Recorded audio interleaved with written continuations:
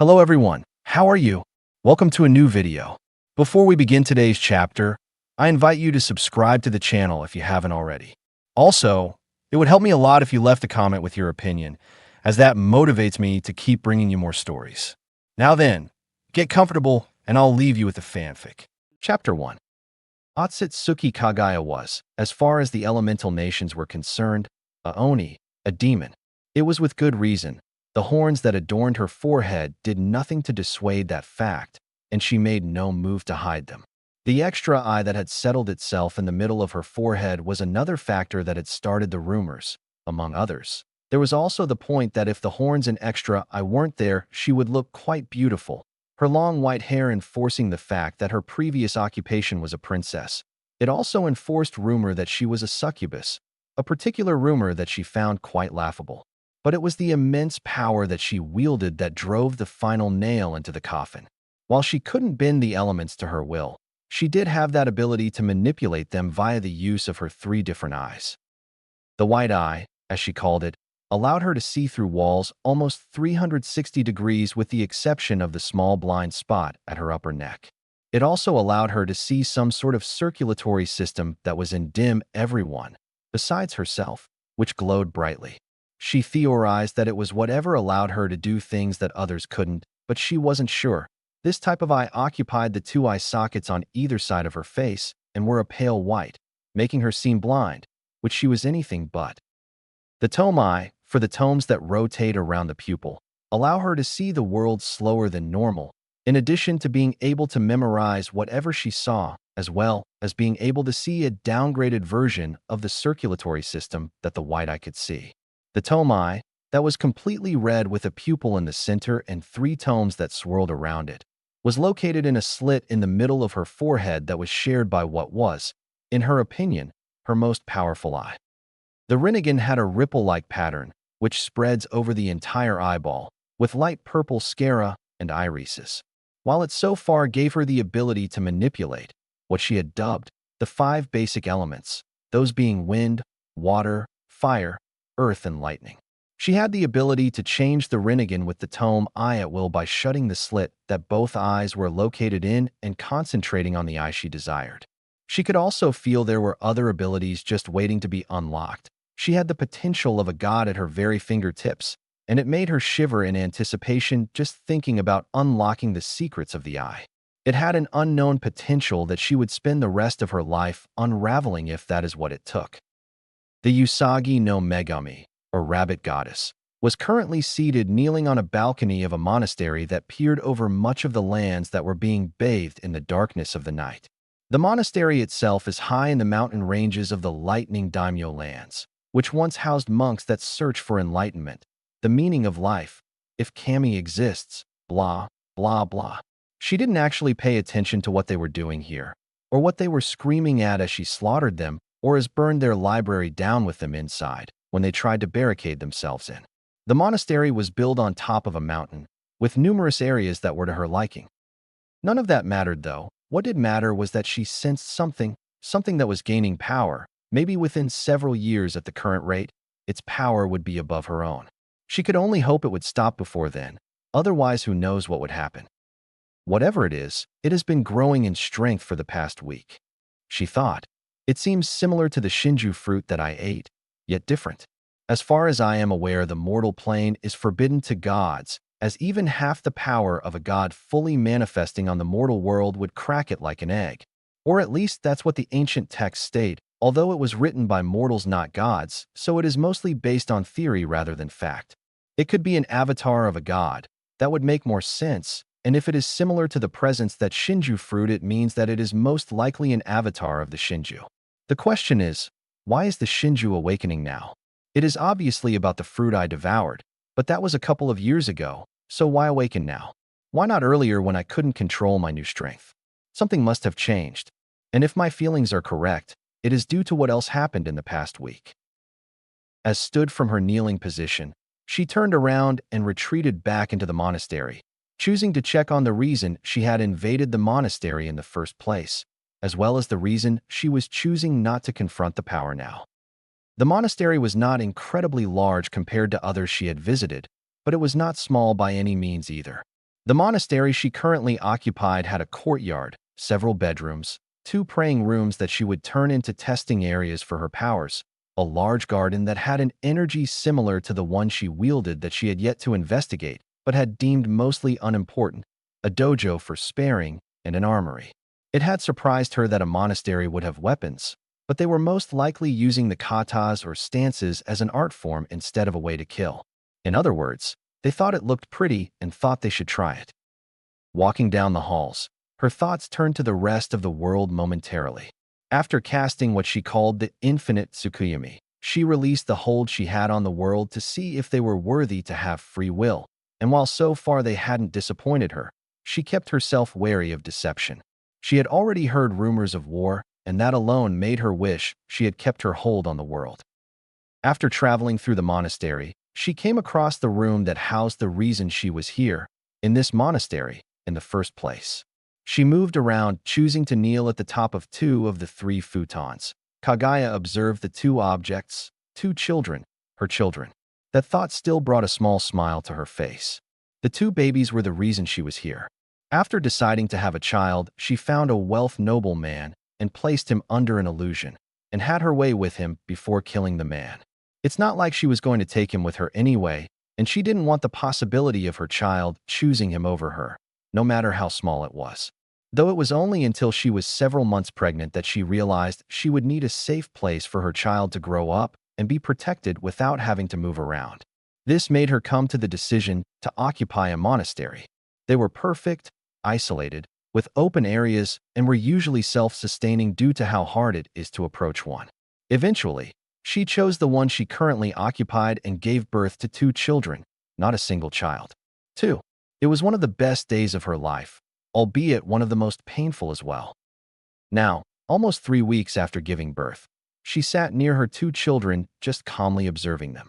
She had yet to name them, and it was quite annoying as she couldn't keep referring to them individually as child. Maybe she could think up one now. That was a good idea. She would observe both children and think up a name that fits. As she looked over both of her children, she decided to start with the one to her right. There wasn't much to say about either child physically, as both of them weren't even a month old and looked almost identical. The child she was currently focused on, however, did have something different about him, the Rinnegan. When she first saw the eye, when she looked closely at the child, she nearly dropped him. She couldn't look at them completely because the child had yet to fully open his eyes, but she could just make out the ringed pupils of her most powerful eye. Other than that, he was as normal as all the other children. However, that was on the outside. Using her white eyes, she observed the child's power that he had gained from her. It was quite large, not as big as Kaguya's own, but that was to be expected. He was a child after all, but it didn't change the fact that it was big and maybe would one day rival her own. The second circulatory system that ran throughout his body was also similar to Kaguya's own again, but still on a smaller scale. His power was in constant motion, always moving. She also felt more of a connection to this child than her other, though that doesn't mean she doesn't love her other child. No. Kaguya meant that she felt she had a connection to this child due to his eyes matching one of her own. But that didn't matter. Kaguya loved both of her children.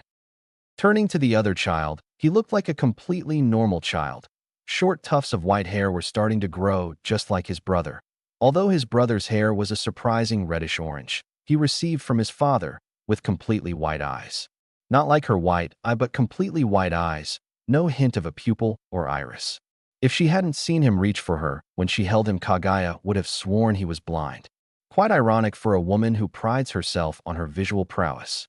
Though that was just the physical side of things, it was what she couldn't see that guaranteed that he was in fact her son.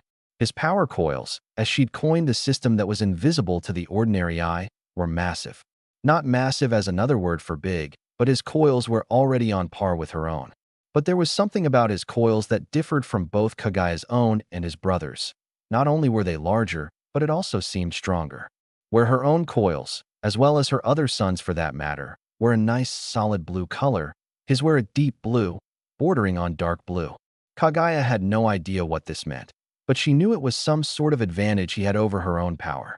There was also the fact that he seemed in control of his own coils. She didn't know how, but his power moved around his coils depending on his mood. The one time she had seen him cry, his power had responded, and speed up the speed at which it moved around the pathways. It was extraordinary.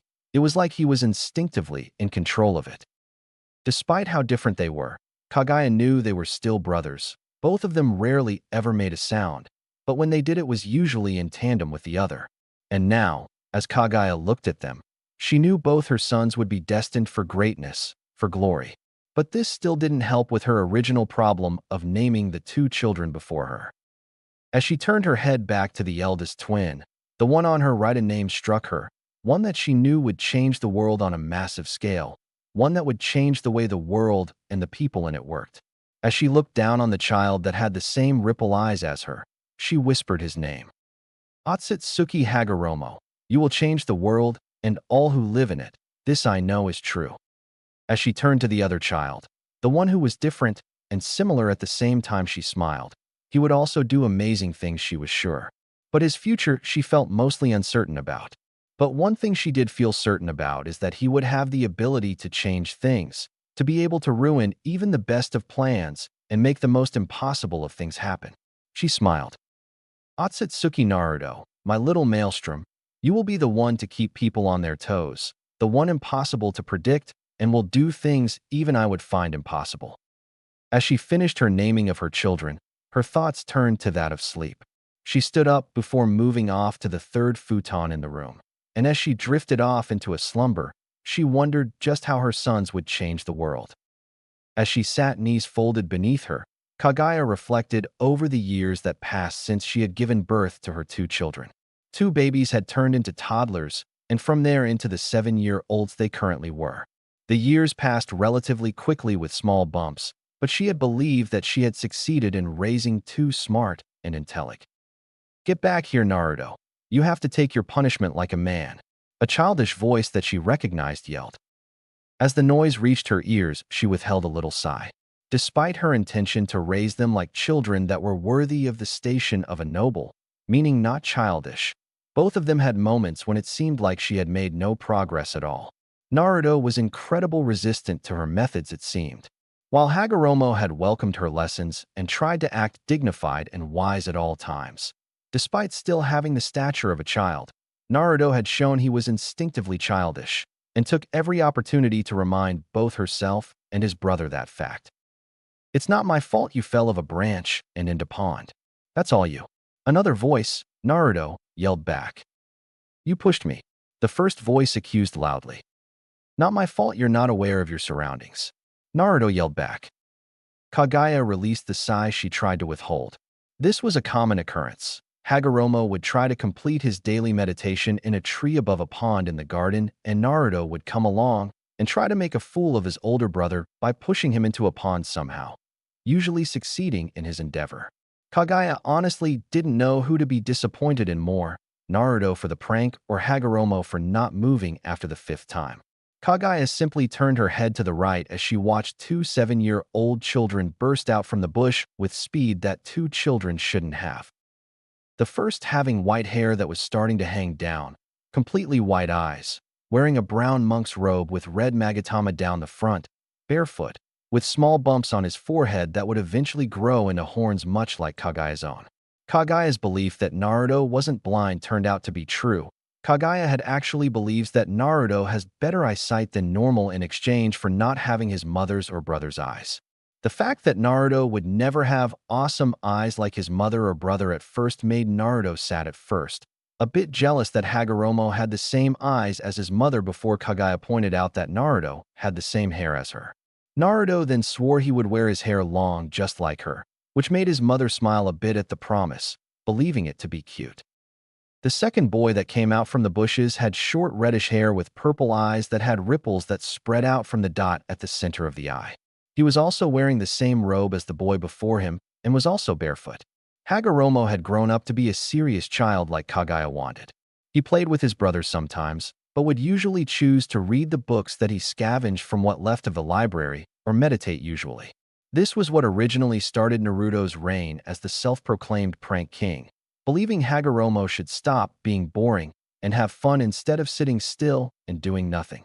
Despite Hagoromo's constant objections to Naruto that meditation was doing something, Naruto continued to prank Hagoromo whenever he found him meditating. When questioned why he continued to constantly prank his brother, Naruto only replied, "I'm bored and Haganakin isn't doing anything important." Naruto seemed to find infinite amusement in calling Hagoromo his nickname. The two children continued the chase with speed that would astound an outsider, but was just normal in the family of three. While Kaguya hasn't started training them in their powers, she had given them a fitness regime to help occupy their time in the monastery, while she tried to train in her own powers in privacy. She didn't want one of her children to see her training and try to replicate it on their own. Of the two boys, Naruto was the fittest, not that it meant that Hagoromo wasn't fit. It was just that Naruto put more effort into the exercises, choosing to go that little bit further than his brother. Hagoromo spent more time trying to become wise like his mother to help fulfill his goal of trying to create everlasting peace for the elemental nations. When told of their mother's dream for peace, both boys instantly made it their goal to try and achieve it along with their mother.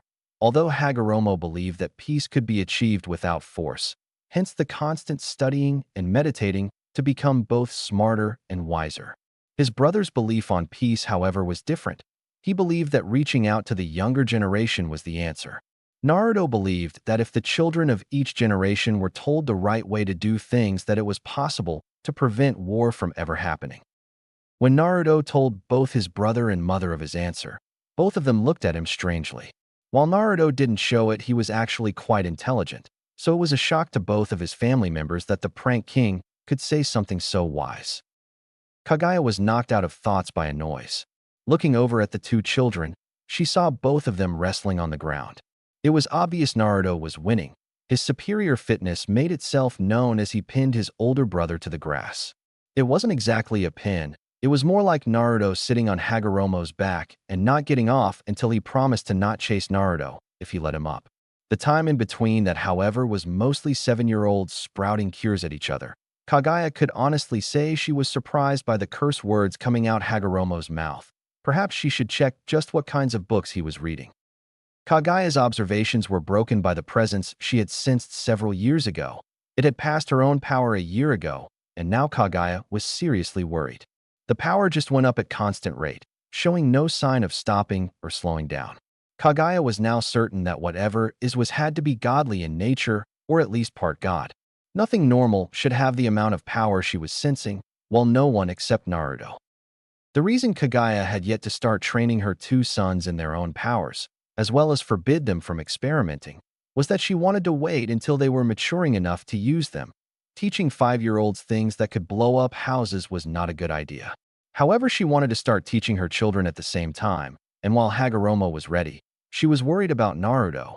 His power had already exceeded hers by a fair amount, and she was worried he wouldn't be able to control it and that it would get out of control in the end.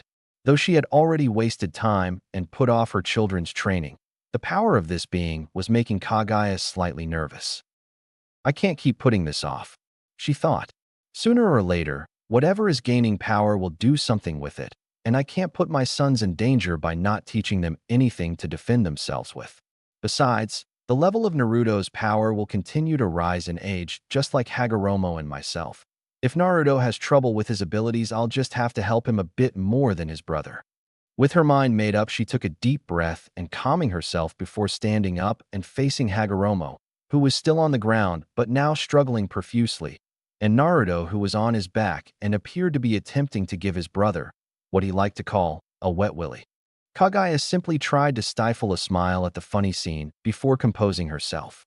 Hopefully, training in his powers would help quell Naruto's boredom and get him to quit his pranking.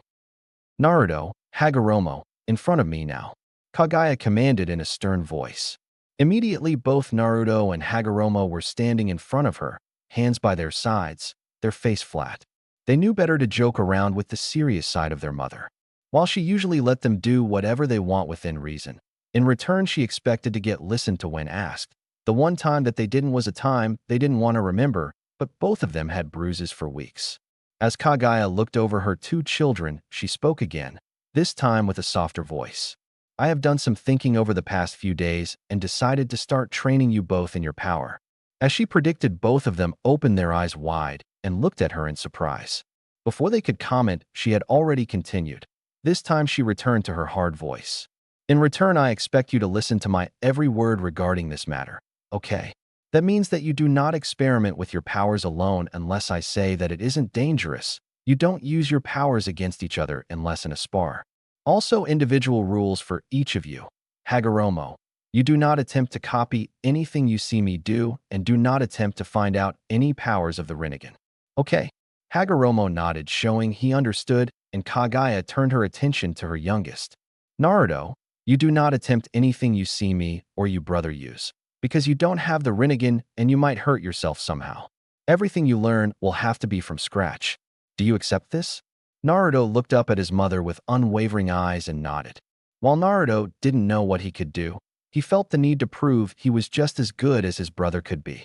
While he got over the fact that he would never get the Rinnegan, Naruto always felt left out when his mother and brother discussed the abilities of the eye, because Naruto had no idea what powers he had. Hearing his two family members talk about their potential and what they could or would be able to do always left a stinging sensation in his chest. Now, however, he was determined to change that. The next time his family talked about powers, he would be right there telling him his theories about what he could do. Good, because if either of you break these rules, I'll stop teaching you and make sure you feel eternal pain. You got that? Both siblings gulped at the threat and nodded. They knew their mother well to tell when she was serious about going through with something. After a few seconds of silence, Hagoromo worked up the courage to ask a question. So we're finally going to be learning how to use chakra? Said Hagoromo while his younger brother and mother held back a snigger and smile, respectively. Ever since he was little Hagoromo and he first heard of the power his mother wielded, he had, in a rare bout of childish logic, declared that it was called chakra. Despite his growing maturity, Hagoromo still called the strange power chakra and was determined to his brother and mother behind his idea. Yes, Hagakun, I'm going to teach you about chakra, smiled Kaguya. Hagoromo winced a little at the embarrassing nickname before smiling at the fact that he had got his mother to start calling the power chakra. Naruto sniggered again at the nickname his brother had gotten from their mother before looking at her. So what are you going to teach us first, Kasensei? Asked Naruto with an eager look. Kaguya smiled, and a glint appeared in her eye. Time to begin the tort training. Ōtsutsuki Naruto was wondering what was wrong with him, wondering what he was doing incorrectly. But the only answer that came to him was nothing. For months after his mother had finally agreed to train both his brother and himself, and he was getting nowhere while his brother was working on mastering his force powers. It was frustrating how his brother was having more success than him.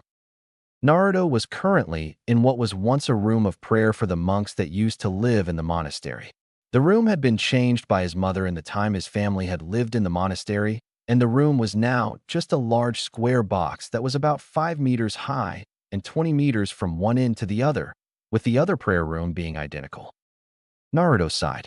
He'd done what his mother had said and just meditated, hoping the abilities that he had would just come to him like it had to his mother, but it wasn't working. It didn't help that he was completely surrounded by brick and rock. Naruto was used to feeling the air around him, feeling it through his hair, on his skin. He especially liked it when it was windy, with the air pushing against his skin, ruffling his hair with his clothes flapping around, standing up on his toes, and the feeling of them not touching the ground. Wait a minute. Naruto opened his eyes and looked down. Naruto would later deny that he was the one that made the girlish scream that drew his mother and brother from the other former praying room to his own. He was hovering off the ground. It was insane, sounding almost impossible, but he was suspended about 2 meters off the ground. As his brain caught up with what he was seeing, he became incredibly excited. Unfortunately, that quickly turned to fear when he started to lean forward. Quickly trying to steady himself so he wouldn't hit the ground, he moved his right leg forward and thrust down unconsciously, adding more chakra to whatever he was doing.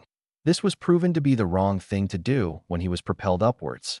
Realizing that what he was doing was similar to a front flip, he brought his legs together, keeping them straight. It was in that second when he realized what his mother said about it coming to him instinctively. Now knowing what to do, as he finished the front flip in the air, keeping a steady amount of chakra coming out from the bottom of his feet, he managed to regain his balance as whatever he was pushing out the bottom of his feet met the ground and kept him afloat. Now, though he was about 3.5 meters in the air, he quickly composed himself and tried to continue doing whatever he was doing while also figuring it out. After observing it, he realized that during his thoughts of the wind, he had unconsciously been pushing chakra out the bottom of his feet, and his thoughts of wind had made his chakra change the form that it came out in, resulting in him being lifted off the ground. In simple words, his chakra reacted to his thoughts, turned into wind, and it pushed him off the ground. It was just as he was finishing these thoughts that the door to the room opened and his mother and brother walked. "Are you okay, Naruto?" "We heard a scream," his mother said as she walked in before stopping and looking around before frowning. "Naruto, where are you? If this is one of your tricks." "Cousin, I don't think that this is one of Naruto's tricks," Hagoromo said as his wide eyes locked on to his younger brother. His eyes had been able to see the chakra coming from the ceiling. "What makes you say that?" his mother said as she turned her head to look at him. Hagoromo didn't answer at first, but instead pointed towards the ceiling. "That," he simply said. As the self-proclaimed Oni turned her head upwards before her eyes mimicked her eldest son. There hovering in mid-air was Naruto with a smile she knew wasn't going to be coming off his face anytime soon. "Hey, Kachin," he said in a sing-song voice. "Guess what I can do?" Somehow she knew that this was only the beginning. Chapter 2. When Ōtsutsuki Kaguya heard what she thought was the girly scream of her youngest child, she didn't really know what to expect when she walked into the room he was occupying with her oldest in tow. But she was pretty sure that seeing him suspended in midair by nothing was not one of them. At first she thought that he had inherited some sort of illusion ability from her, and that what was currently in front of her was an impressive illusion meant to deceive her, but channel chakra, as Hagoromo insisted that she couldn't keep calling it power. Into her white eye quickly disproved that theory. She could see his chakra traveling around his body, only this time it was at a constant, relatively fast pace. The chakra traveled around his body, but when it got to his feet, some of the chakra was siphoned off, appeared to change somehow, and become pressurized wind that shot out from his feet. Kaguya was shocked. While she could manipulate the 5 elements and some sort of force thanks to the Rinnegan. But that was just it, manipulating. What she could do with the elements was like a giant trying to pick up a grain of sand. While she could use the elements, she would never have the kind of control that her son was displaying before her. "Hey Kasensei, look at me, I can fly like a bird." She was shaken out of her musings by the object of her thoughts starting to move around the large praying room at a quick pace. About the same speed he could run, which was quite fast. Panicking at the thought of her son falling, she quickly made herself known to her youngest, who was too caught up in exploring his newfound power. "Naruto, get down here now," she exclaimed, worry and concern in her tone. Naruto stopped, slowly lowered himself to the ground before smiling like a cat that caught the canary. "So what do you think, Kachin? Pretty cool, right?" He excitedly, and with good reason. He was just flying. Flying. In his book, that is like the king of all cool powers.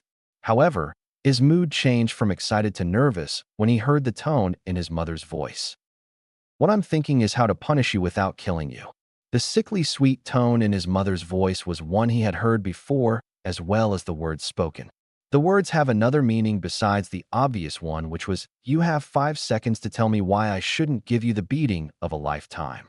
Knowing that his mother's threat was real, he quickly began saving his own hide. "It was an accident," he voiced sheepishly, his right hand coming up to rub the back of his head like he always did when he was nervous. "I was imagining the wind and wanted to be outside. Next thing I know, I'm flying." He hoped his excuse that was enough to avoid punishment, but just to be sure he decided to try to get on his mother's good side. "On the bright side, your method about how it will come to you worked," he said, smiling while silently praying to Kami, Yami, Shinigami, and all the immortal beings in the world to help spare him from his mother's wrath if it didn't work.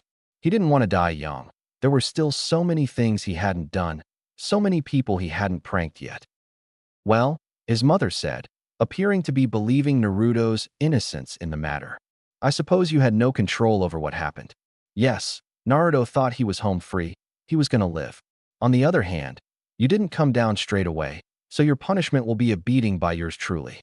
Naruto blanched. Despite how fast he was, his mother was still faster and stronger than him. In other words, he was screwed. He sent pleading eyes to his brother, but the look in his elder siblings' eye was clear. "Are you crazy? Every man for himself, bro." "Traitor," Naruto thought. "And to think, I was going to ask for his help pranking Kachin. As his thoughts turned back to his mother, he faced her. She was advancing on him with a look that spoke of pain. A quick look to see if he could use his brother as a human shield turned out to be a bust, as he had already fled the room and closed the door. Oh shit. For the next half an hour, the monastery would be plagued by the screams of a child and the insane laughter of his mother. Hey Naruto, didn't know your voice could go that high. Is there anything else you haven't told me? You're a bastard. You know that, right, Hagoromo? Hey, it was every man for himself. What in Kami's name was I meant to do? Not be a chicken would be helpful. I acted in my own interest just like you would in that situation. Naruto had no comeback for that. It was an unspoken agreement that when their mother was angry at either one of them, it was every man for himself. Now, a day after the beating, he suffered from his beating from his mother, and Naruto was still sore all over. The Ōtsutsuki boys knew that when their mother spared with either one of them that no punches were pulled. The same could be said for her punishments. It was a way for the boys to want to get better to stop the massacre that was sparing with their mother and be goofed to avoid the unrivaled pain they received from mother's beatings. You could have at least tired to get me out of it. Do you know how much pain I feel right now? Naruto whined as he lay on his back in the monastery's garden. His monk robes were still ripped and torn from yesterday's beating, and Naruto wasn't in any rush to get a new one in his current state. It was painful enough to walk outside. His brother was seated next to him, meditating while their mother was working on her project. They didn't actually know what it was, just that their mother promised she would give it to them when she believed they were ready, whenever that was. Naruto sighed. Well, since he was trying to stay perfectly still to minimize the pain he was feeling, maybe he should meditate. He hasn't done it recently, and while he doesn't prize meditation as high as his brother does, he still knows its importance. Closing his wide eyes, he calmed himself, slowed his breathing, opened his senses inwards, and felt his own chakra and began moving it around his body. Ever since he was small, he had always had impressive control of his chakra, being able to move it around his body at whatever speed he desired, even reversing the flow if he tried hard enough. But he wasn't going to do that. Right now, he was going to meditate. He felt his chakra flow around his body like a river, never deviating. It gave him a slight sense of euphoria. Breathing out a sigh, he winced as he moved his chest. He was sure that something was fractured in his chest. He wished something would fix so he would be in so much pain. He imagined his bone and the fracturing quickly healing. It was then that he felt it, the same instinct that gave him control over his wind abilities. He knew what to do. Channeling chakra into the wound on his chest, his eyes still closed, the thought of wanting to heal still on his mind. He stifled a gasp. He felt his chest healing, the fracture healing, even the bruises on his other ribs that he didn't know he had. Hearing his brother gasp beside him, he wondered what he was seeing before stopping that train of thought. He still had his stomach, arms, and legs to heal. Spreading more of his chakra to his stomach than arms and legs, he began healing the bruises that riddled the rest of his body. Once he felt his body healed, he let his chakra recede back and let it flow the way it usually did. Opening his eyes, he slowly sat up before careful prodding his ribs before releasing a sigh when he felt no pain. Feeling eyes on him, he slowly turned his head to where he felt the stare coming from and saw it was from his brother, his ripple eyes wide and his mouth slightly open. Naruto looked at him for a bit longer before grinning like a loon. Close your mouth, Hagakun. Otherwise you'll catch flies. The sound of his brother's voice brought Hagoromo out of his staring.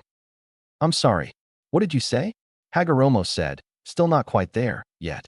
He just say his brother healed from injuries that should have put him down for weeks at least. First flying, now self-healing. What was next? Hagoromo shook the thought from his head.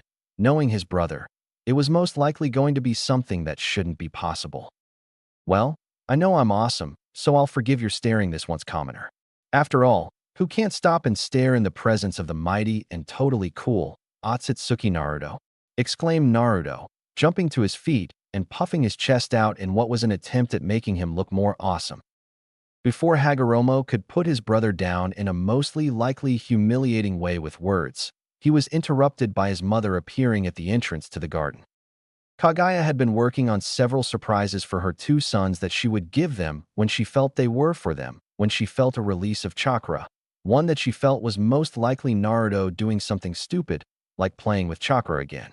Although because of yesterday, she was mostly likely going to take it easy on Naruto for the punishment this time, as not only was he probably still sore from his last one, but also because he was doing this on instinct with no real control over what he was doing. Unless, of course, he was trying to fly again using his ability over wind.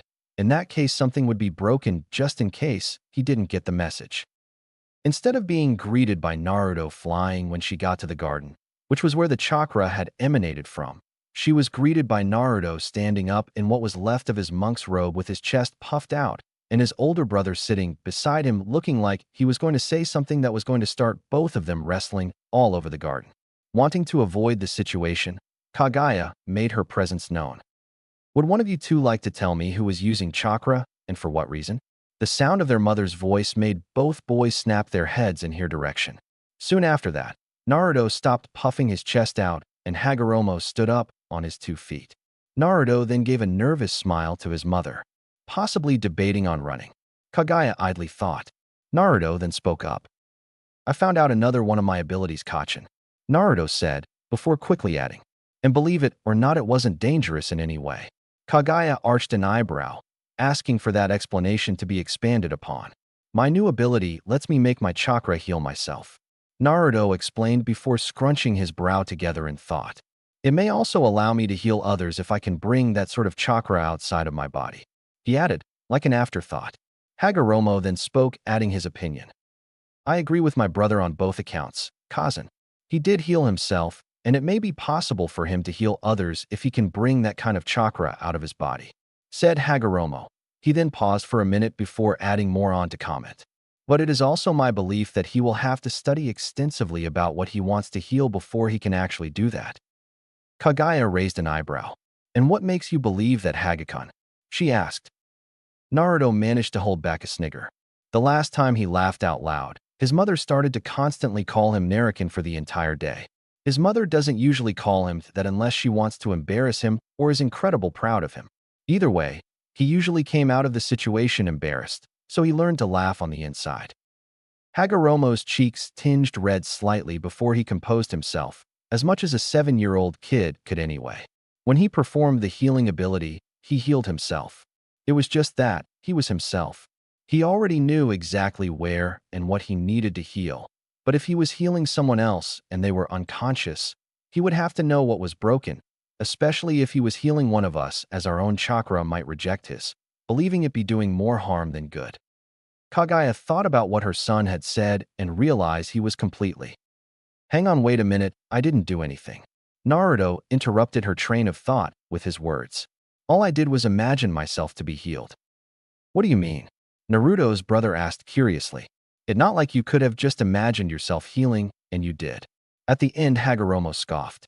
That's impossible, it must have been your chakra. That's not what I mean, idiot.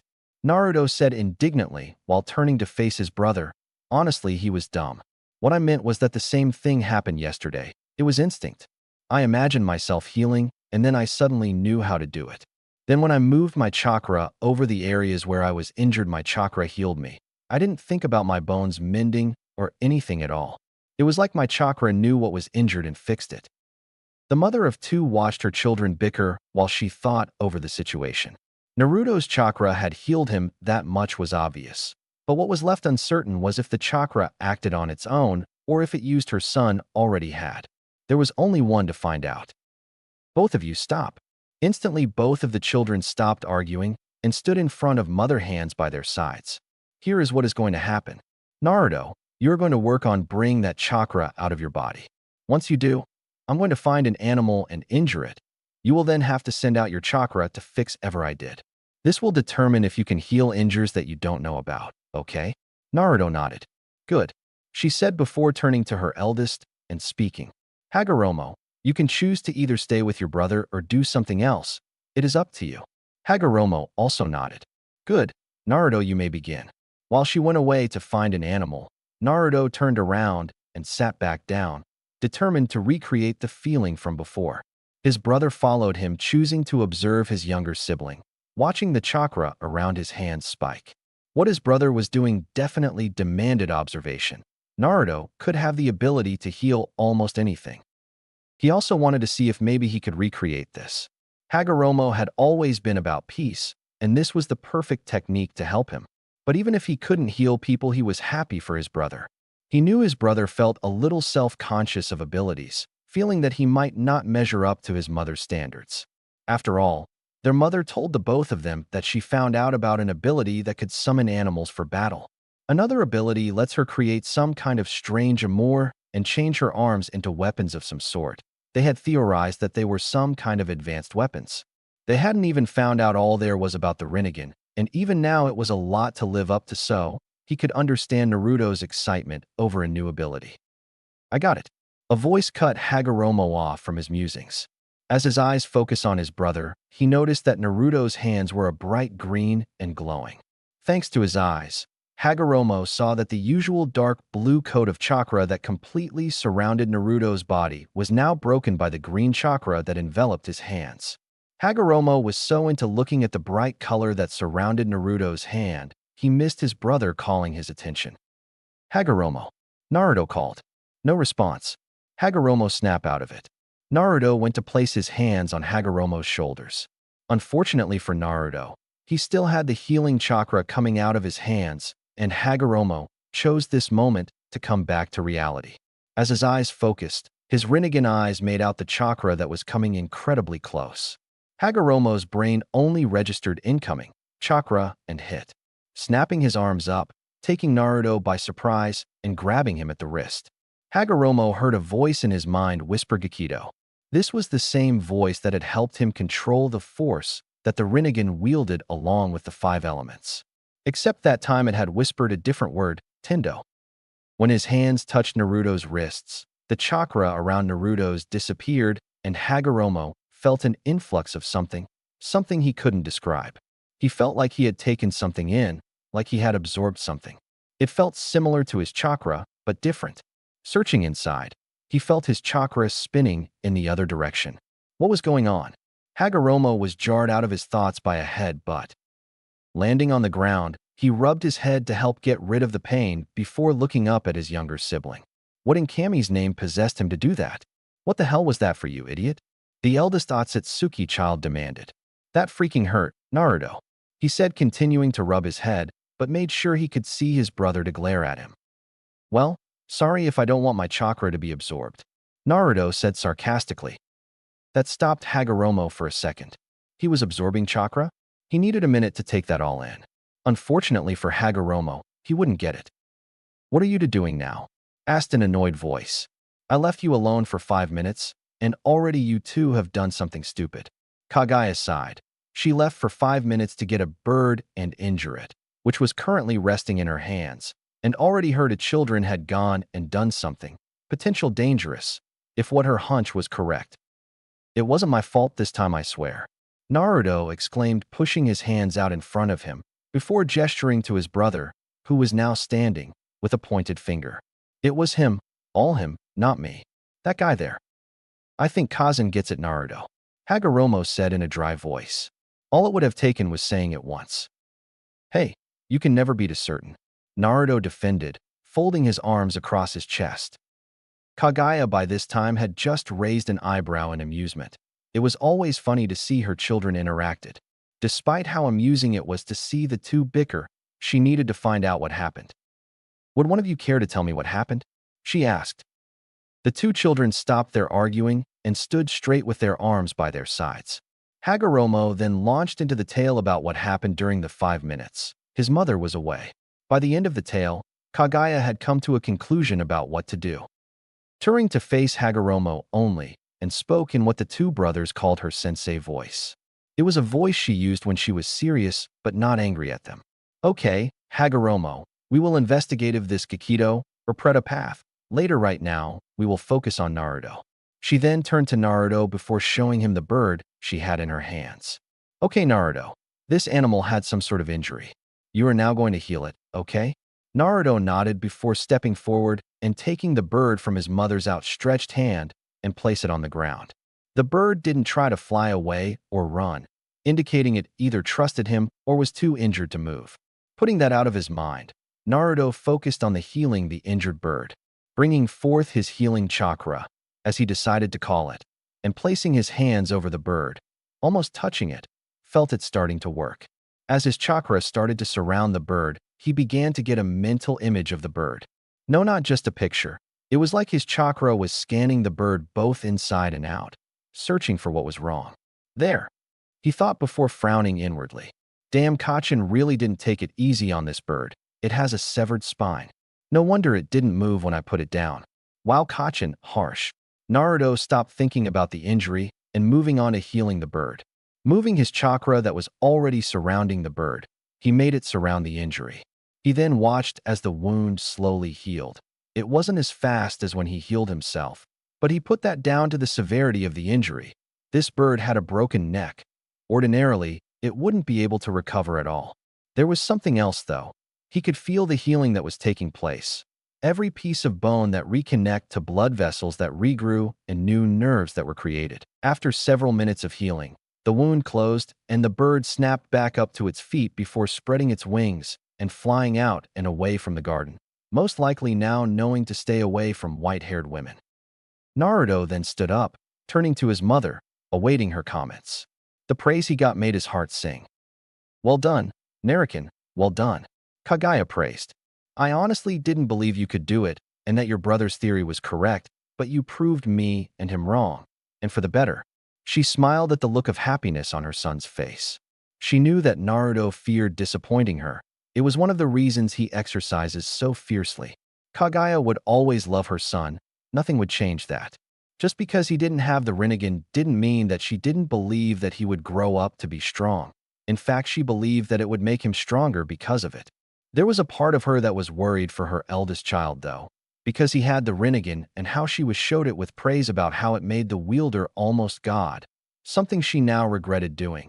She was worried that it might make her eldest son an arrogant brat like a noble's child. That was something she didn't want happening. You have a powerful skill there, Naruto. Healing a severed spine is something that even I can't do, she admitted. Naruto's smile only got wider at that. His confidence in his own abilities had increased thanks to his mother's praise.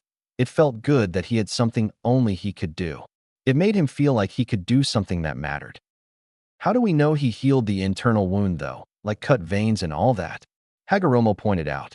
Both his mother and himself hadn't seen just exactly how much of the bird Naruto had healed. The only reason they could tell that the spine had been healed properly was because the bird had flown off. Naruto turned and smiled at his brother, still high on the praise from his mother. Don't worry, Hagoromo. The bird is fully healed.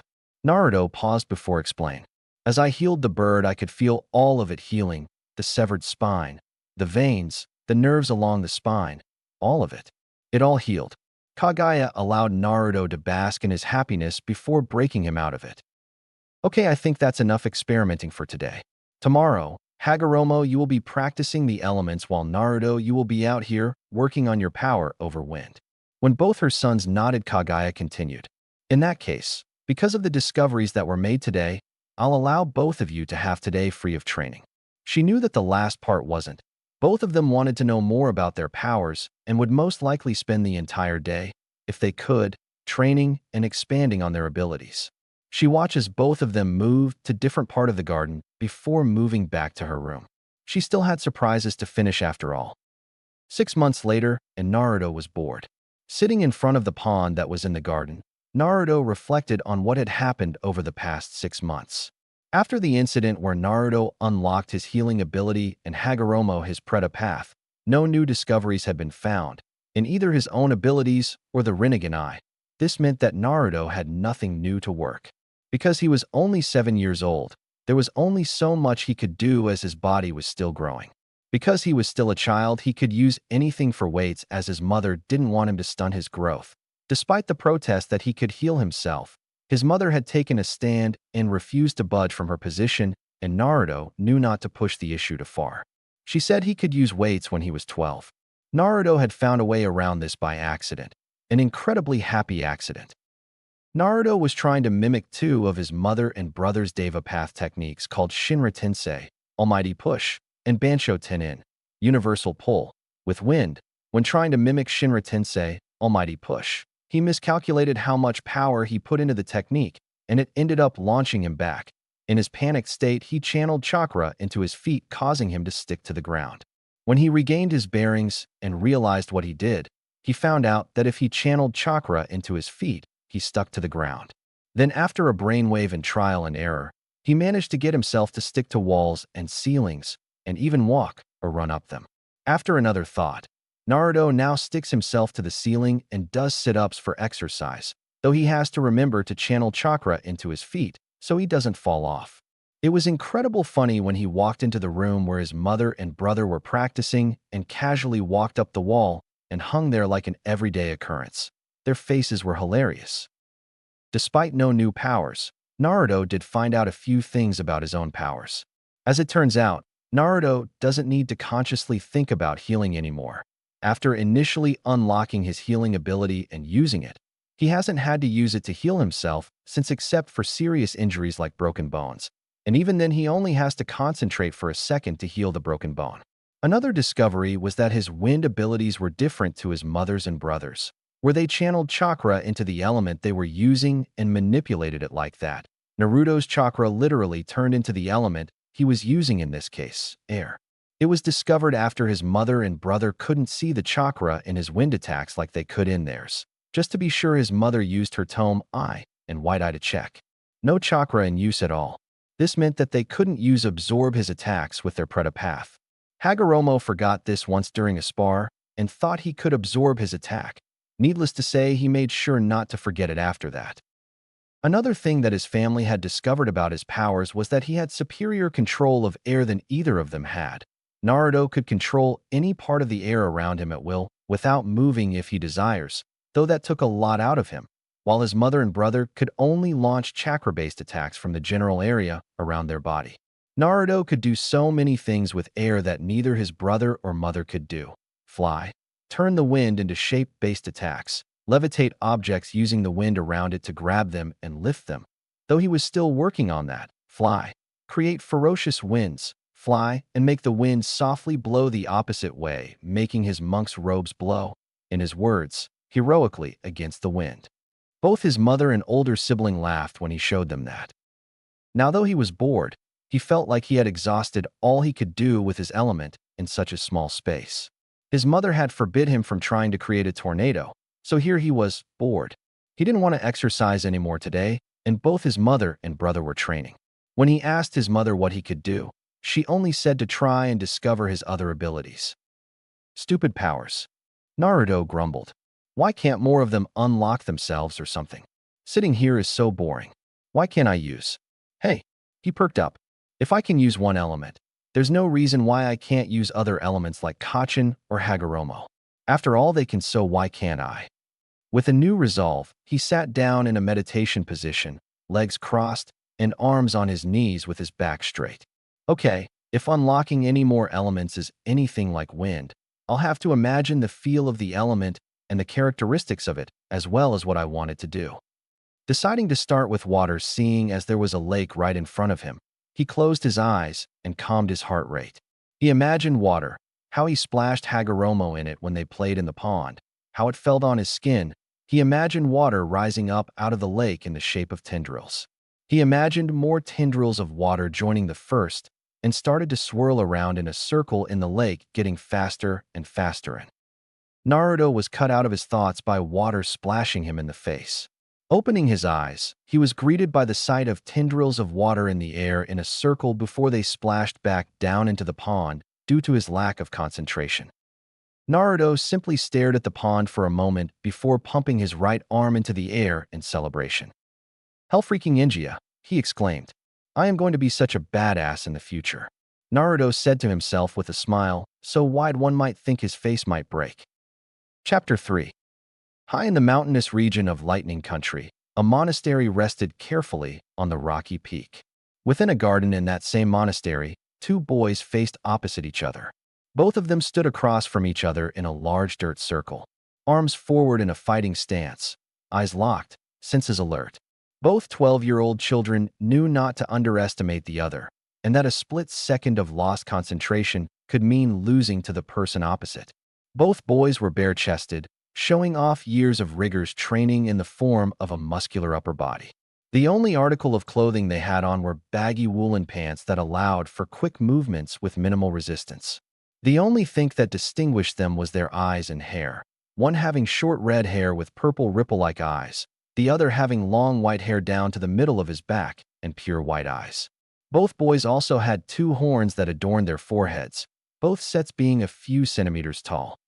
The garden they occupied was silent, like the inhabitants were holding their breath, waiting to see how the fight would begin. It was the one with white hair that started the fight.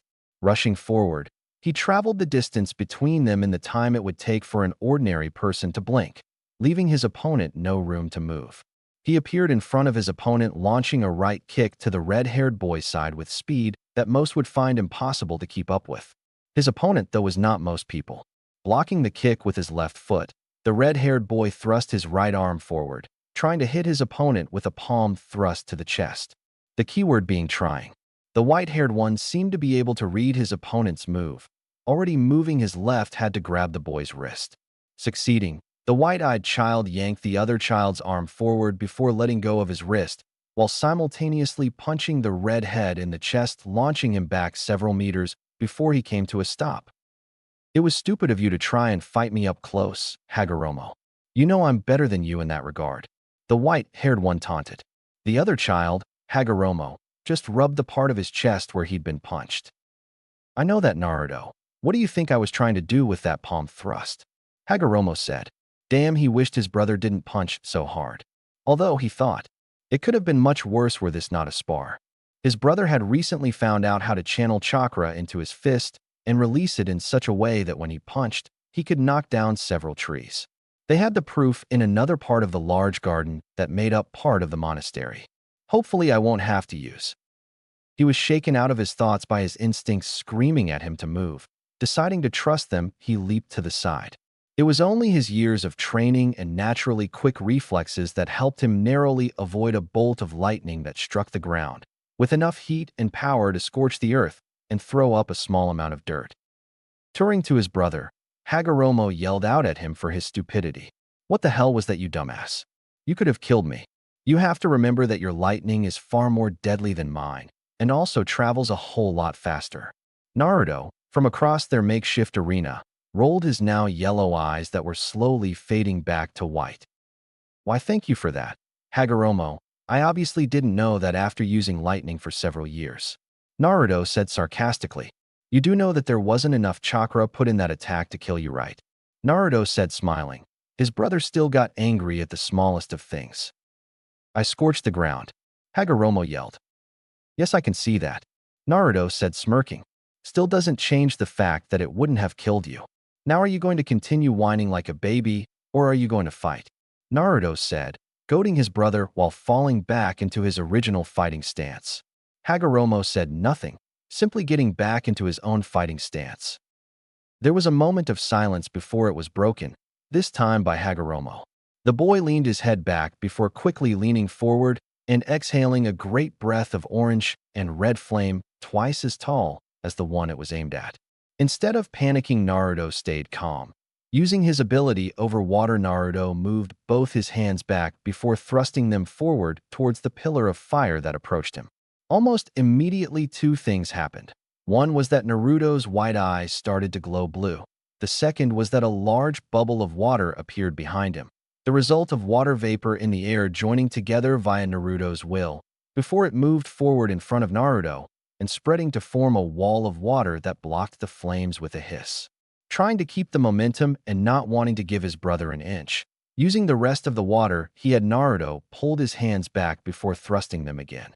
This time fingers first. The result was the remaining water from the water wall splitting into multiple small bubbles before elongating into spears that then shot forward towards his brother's position. His brother, who hadn't moved from his position, simply knelt down and punched the ground, causing a wall of earth to erupt from the ground, blocking the water spears. Like his brother, Hagoromo then thrusted both hands towards the earthen wall, causing it to move forward. On the other side of the earth wall, Naruto smirked. Instead of dodging around the wall, or even destroying the wall like his brother would expect him to do, he decided to try out a new move that he had theorized would be able to take out his brother, especially if he didn't expect it. Running towards the approaching wall, Naruto leapt up to the top of it before pushing off the wall and launching himself into the air.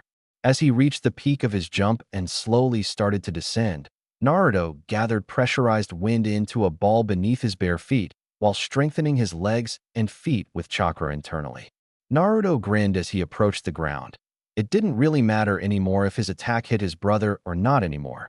He just wanted to try out his new move. As he neared the ground, Naruto called out the name of his attack. Kaze Perusu, Wind Pulse. As Naruto hit the ground, feet first, the sphere of wind beneath his feet was but under amazing pressure because of the combined factors of Naruto's weight, the speed he was falling at, and the solid earth underneath the sphere. Not being able to go up because of Naruto's weight and speed, and not being able to go down because of the earth, the sphere of wind did the only thing it could do. It exploded to the sides. A ring of air shot out from underneath Naruto at breathtaking speeds, kicking up dust as it rocketed outwards before slowly losing momentum. Naruto stood where he landed, waiting for his brother to appear and attack or for the dust cloud to settle. As his visibility cleared, the youngest Ōtsutsuki spied a dome of earth roughly where his brother was standing last time he checked. Assuming that his brother was still in there, he readied himself, just in time to watch as the dome retracted back into the earth, revealing his brother. Almost immediately his brother spoke to him, agitation clear in his voice. "Are you going to do something stupid in every match?" Hagoromo questioned. A noticeable vein was bulging on his forehead as a sign of his frustration with his brother. "I don't know," Naruto questioned back in a lazy voice, clearly trying to annoy his red-haired opponent. "Are you going to do something interrupt a match for things that could wait till later?" "Yes," his brother replied. "I am." Hagoromo continued to look at his brother before smirking, slightly confusing Naruto. "I was saving this for a later time, but I guess now will do." As Hagoromo got into a fighting stance, he mumbled something inaudible to Naruto before he charged. Naruto was surprised at the speed that his opponent was now displaying. He was much faster than before. After getting over his brother's speed, Naruto quickly moved out of the way of the incoming charge before sweeping low with his foot, trying to use his brother's speed against him. Once more, Naruto was surprised when his brother stopped quickly before jumping over the outstretched leg. Naruto quickly straightened back up and engaged his brother with several punches, trying to keep him on the back foot so he could quickly figure out what had changed with his brother's combat skills recently, and, if possible, find a way around it. "What's going on?" Naruto questioned inwardly. Hagoromo was never this fast or agile before. What did he do? Naruto then inwardly winced as he caught one of his brother's punches that almost managed to get inside his guard. And strong as well, he mentally added. Naruto was quick to backpedal to get out of his brother's arm reach. "The only thing I know of that Hagoromo could be using is..." Just as he realized what his brother was using, the voice of his brother jolted him out of his thoughts. "I see you realize what I'm using, Naruto," Hagoromo said as if reading his opponent's thoughts. "And you are correct, the Azura Path." As Hagoromo finished speaking, wordlessly 4 extra arms sprouted out of his shoulder blades. "Out of all the paths he knows, it happens to be the one I hate the most," Naruto said to himself, though his brother still heard him and could only smirk at the reason why. When Hagoromo was first learning how to use the Azura Path in one of the prayer room, it was just himself and Naruto in the room as he wanted to learn more about his mother's and brother's special eyes. While Naruto was in the room, Hagoromo lost control of the path slightly. The result was his fist shooting off his arm and slamming into an unprepared Naruto's stomach. Hagoromo's youngest brother rolled around in pain of the floor. Hagoromo himself laughed until his voice was hoarse. Since then, Naruto has steered clear of his brother whenever he used that particular path. "Don't tell me you're still upset about the Azura incident?" Hagoromo asked, while stifling a laugh. After what had been dubbed the Azura incident, the youngest of the Ōtsutsuki had told both his mother and brother that if they used that particular path in front of him with the exception of a spar, he would leave the vicinity immediately. "And you wouldn't after being hit in the gut by a flying fist. Anyway, how do I know you have control over that path and that you won't just start firing fists at me?" Naruto said as he eyed the 6 fists wearily, as if he expected them to explode. "I wouldn't be using the path if I could control it perfectly. Have some faith in Naruto," the eldest Ōtsutsuki sibling replied to his brother. "I did," his brother mumbled, "and a fist hit me in the gut." If Hagoromo heard his brother, he made no move to show it. Fine. I guess when I beat your ass it will feel all the sweeter. The youngest sibling then smirked. Let me show you something else I have been working on recently. As he spoke, Naruto's normally white eyes turned a fiery red and Hagoromo frowned slightly as he recalled why that was. After a couple of years using his elements, Hagoromo and his mother noticed that when Naruto used a certain element, Naruto's eyes would turn a light shade of the respective element. However, the light always got slightly darker and closer to the color of the element Naruto was using. Their mother theorized that the closer the color was the element Naruto was using, the higher the mastery Naruto had over that particular element. But that wasn't the reason Hagoromo was frowning. The reason he was frowning was because during a fight a few months earlier, Naruto was using the elements heavily while fighting against Hagoromo when Naruto suddenly stopped and his eyes flashed different colors. Sometimes both eyes were the same color, other times different colors in each eye. This continued for about a minute before Naruto collapsed backwards onto the ground, unconscious. When he awoke a day later, Naruto waved off concerns from both his brother and mother, saying that it was just another part of his abilities he unlocked unknowingly by using his multiple elements at the same time. When asked what it was he uncovered, Naruto said that he wasn't quite sure and he would tell them when he was ready and had a firm grasp on what it was and how it worked. It was after Naruto displayed his healing ability that any new abilities that he uncovered, he would be able to practice by himself, as it was unlikely that his mother or brother would be able to help him with any abilities. And so Naruto explored his abilities by himself. That was months ago, and Naruto still hadn't shown any indication what it was his new power could do. Hagoromo got ready for the fire that he knew he would receive from Naruto, tipped off by his glowing eyes. Hagoromo calculated that it would most likely come from the hands or feet, maybe even creating it in the air around him. Instead, though, Naruto chose to take a deep breath and release it in a blowing motion.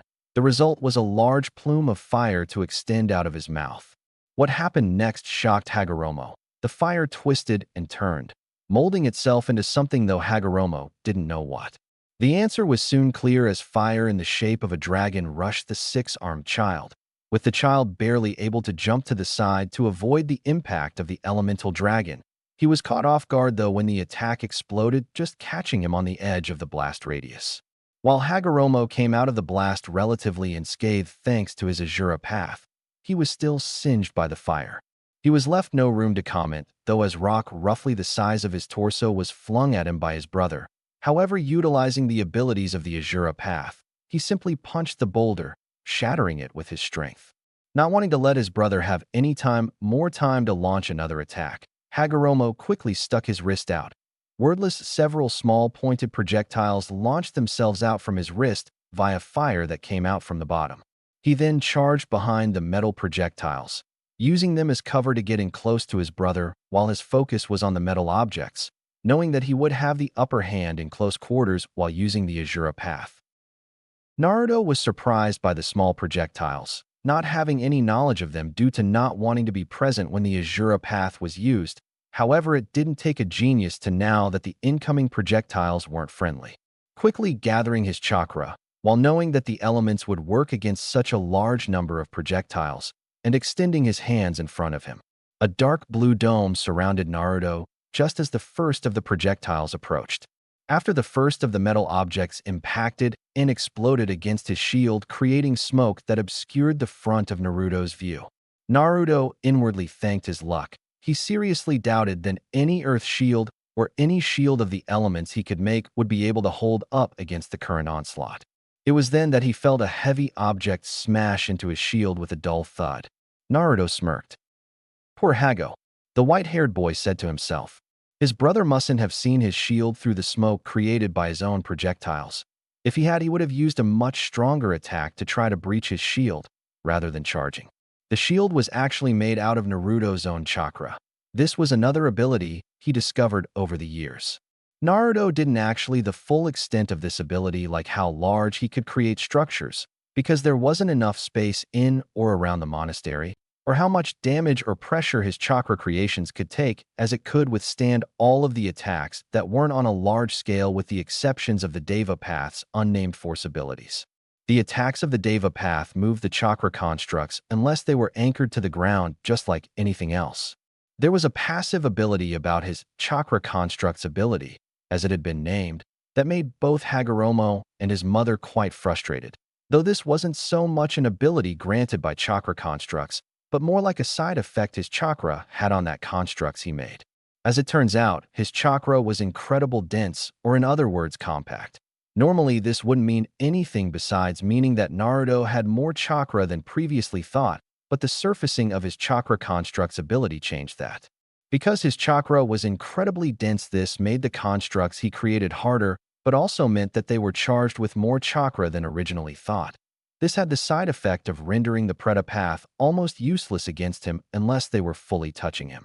This was because it made it slower to absorb the chakra from the chakra constructs he created, meaning that his mother and brother would have to grab onto the constructs or be touching them for long periods, leaving them open to attack from either himself or other constructs. It was an amusing sight to see his brother poring over books or meditating for hours, trying to find a way around the chakra construct's ability.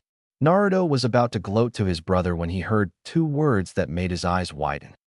Shinra Tensei, Almighty Push. Ah crap, Naruto thought as he was flown towards the edge of the makeshift arena and landed on his back with a thud. Naruto groaned as he made his way towards his feet. Taking one of those Deva Path attacks always hurt, even when the technique's power was lowered significantly. Looking towards his brother at the opposite end of the field, now having the normal 2 arms instead of 6, he couldn't help but inwardly face palm at his own stupidity. Why the hell didn't I press the advantage? Oh, right, to busy with the mini flashback. Note to self, have flashbacks when not sparing within close range of Hagoromo. As he got back into his fighting stance, ready to continue slogging it out with his brother, he was stopped by a voice.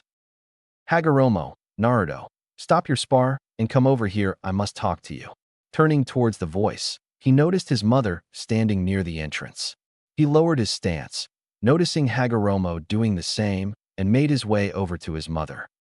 Naruto's mother, Kaguya, had not changed much over the years. The only thing that was really different about her were the 4 long objects wrapped in brown cloth she was holding, 2 in each hand.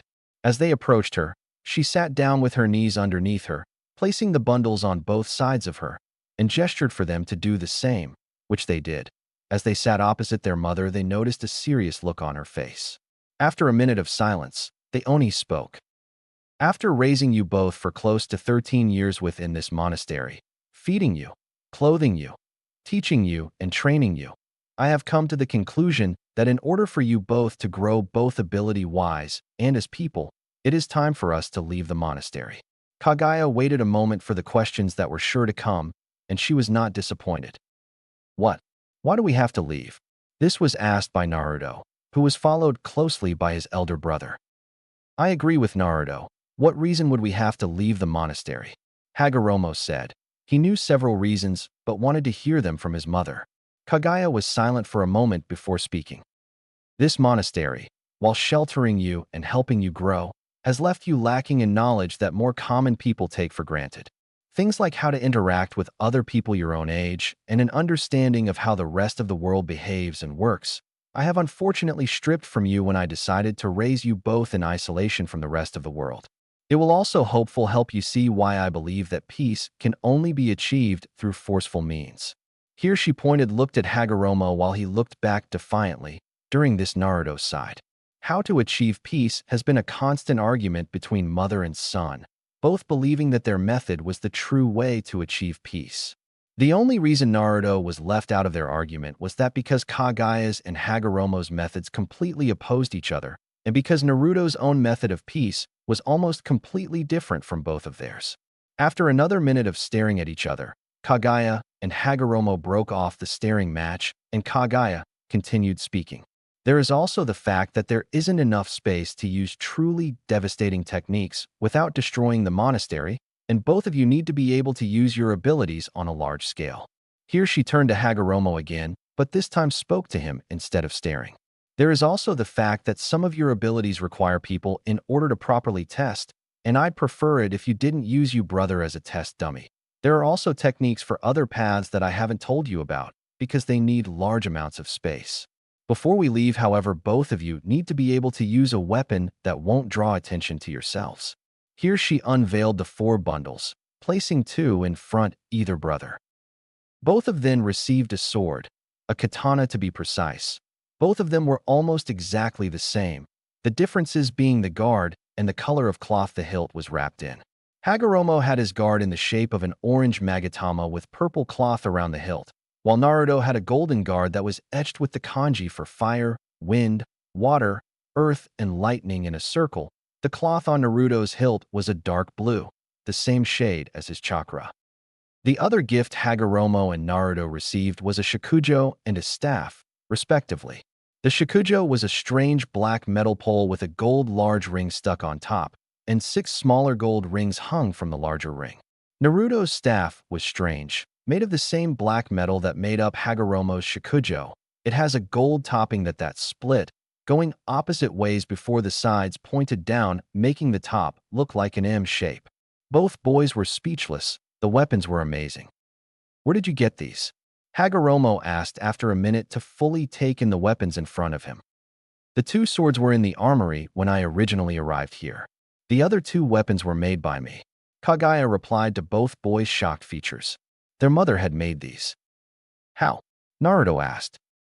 "I used an aspect of the Rinnegan to create them both," she said simply. This shocked Hagoromo slightly more than Naruto.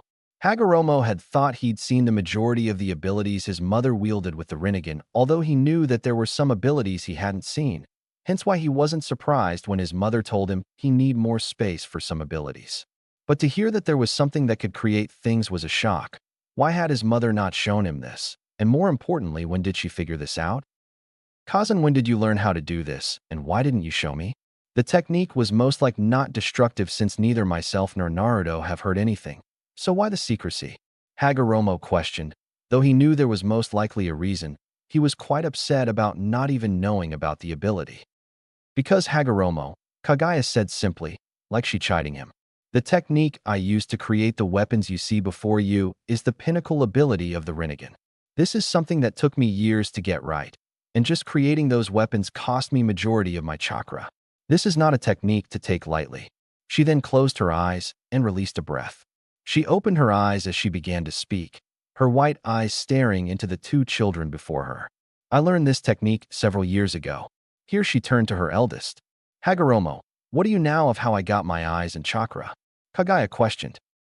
Hagoromo frowned, not seeing the point in such a question, but answered it anyway, hoping it would give him the answers he desired. "You told Yuz that you ate the chakra fruit that grew every 1,000 years from the base of the Shinju tree, that you blacked out, then awoke with appearance changed." Hagoromo refrained from questioning what the point of that was. "You are correct, Hagoromo, and that is what make my Rinnegan different from yours." Hagoromo brows furrowed in questioning while Kaguya, who saw the beginnings of a question on his lips, held up a hand to hold him from speaking so she could talk. Throughout this, Naruto sat there silently, knowing he had nothing to really speak about in this matter. It was between his mother and brother. "The difference between your Rinnegan and mine, Hagoromo, is that to unlock your Rinnegan's abilities is a combination of instincts, as seen when you unlock the Preta path, along with experimentation and practice. My abilities, however, surface the same way as yours with the addition of another way, meditation. What I have realized over the course of my life with the Rinnegan is that all my abilities were already unlocked. However, the shock of my new abilities, as well as my other eyes fought for dominance, had the side effect of forcing my instinctually knowledge of my eye to the back of my mind, and that it is only recently through meditation have they resurfaced." Here Kaguya paused before speaking in a more hesitant voice, something that her Horn sons rarely ever heard. She was usually so sure of herself. "It is also my belief that the instinctual knowledge that is received with the unlocking of the Rinnegan's abilities will fade over the generations, and that it will eventually disappear completely. This is because it has already started with you, Hagoromo. From what you have told me of your instincts, they are already noticeably weaker than my own, though that will not impact on your overall strength." Paused, letting her eldest soak up the information while she inwardly debated over what to do next. "I will have to eventually tell them," she thought, frowning internally, not wanting to let her sons see her inner turmoil. "They need to know the reason why I have trained them." Despite the faith she had in her sons, she was still worried it wasn't enough to face what was coming, or that one of them would do something stupid. I must have faith in them to do what must be done. Kaguya took a deep breath, willing herself to calm down, while simultaneously squashing the doubts that lingered in her mind. Her children could do this. They had to. Hagoromo Naruto. She called getting the twins' attention. It was quite funny when she thought about it. If she hadn't given birth to the children before her, she would have never thought they were twins. It was almost laughable. One was calm, incredible intelligent, mostly quiet, ripple-eyed, red-haired boy. The other was a sometimes loud white-haired child. White-eyed child that hid his surprising intelligence under his mask, if it could be called that. In fact, the only reason one would think they were related would be the horns that adorned both their heads. Otherwise, they could have been born in two completely different families. Shaking herself out of those thoughts, she returned to the present. It is time I told you why I started your training. This got both boys' attention. As far as they knew, their mother wanted them to control their powers so they wouldn't accidentally kill someone. Noticing her children straightening up, showing how much attention they were paying here, she continued. Almost 13 years ago, I felt a being of some sort gaining power rapidly. At first, I thought that someone else had eaten the Shinju's fruit, but I immediately discarded that idea as I had already eaten the fruit some years before. After inspecting the being's energy, I realized that it was incredibly similar to my own chakra. At the time, I would have investigated, but the two of you had been born, and I wasn't about to move around with two newborn babies. So I decided to stay here at the monastery. Here she took a breath before continuing to speak. It was only later that I realized what it was, as well as why it was gaining power. It was the Shinju. Ignoring the intake of breath she heard from both her sons, she continued. And the reason it was gaining power or awakening was because it was after its chakra. Here she paused, looking directly at her sons. However, I realized it was not the chakra I possessed, as it was too similar to its own to notice. Otherwise, it would have started to wake as soon as I ate its fruit. No, I realized that what it was after was the chakra my two sons possessed. Hearing this, both sons froze, partially in fear and also shock. How are you meant to fail when you find out that a god is coming after you? Something that couldn't be destroyed, a primordial force, a being with almost unlimited power was coming at you with the single mission to destroy you and most likely anything in its path. To both Hagoromo and Naruto's credit, they didn't cry with the knowledge that their impending doom could be coming. After several minutes of both brothers just staring at nothing, Hagoromo asked the question that plagued both their minds. How long do we have? Hagoromo asked, while his mind went over the importance of the answer both himself and his brother would receive.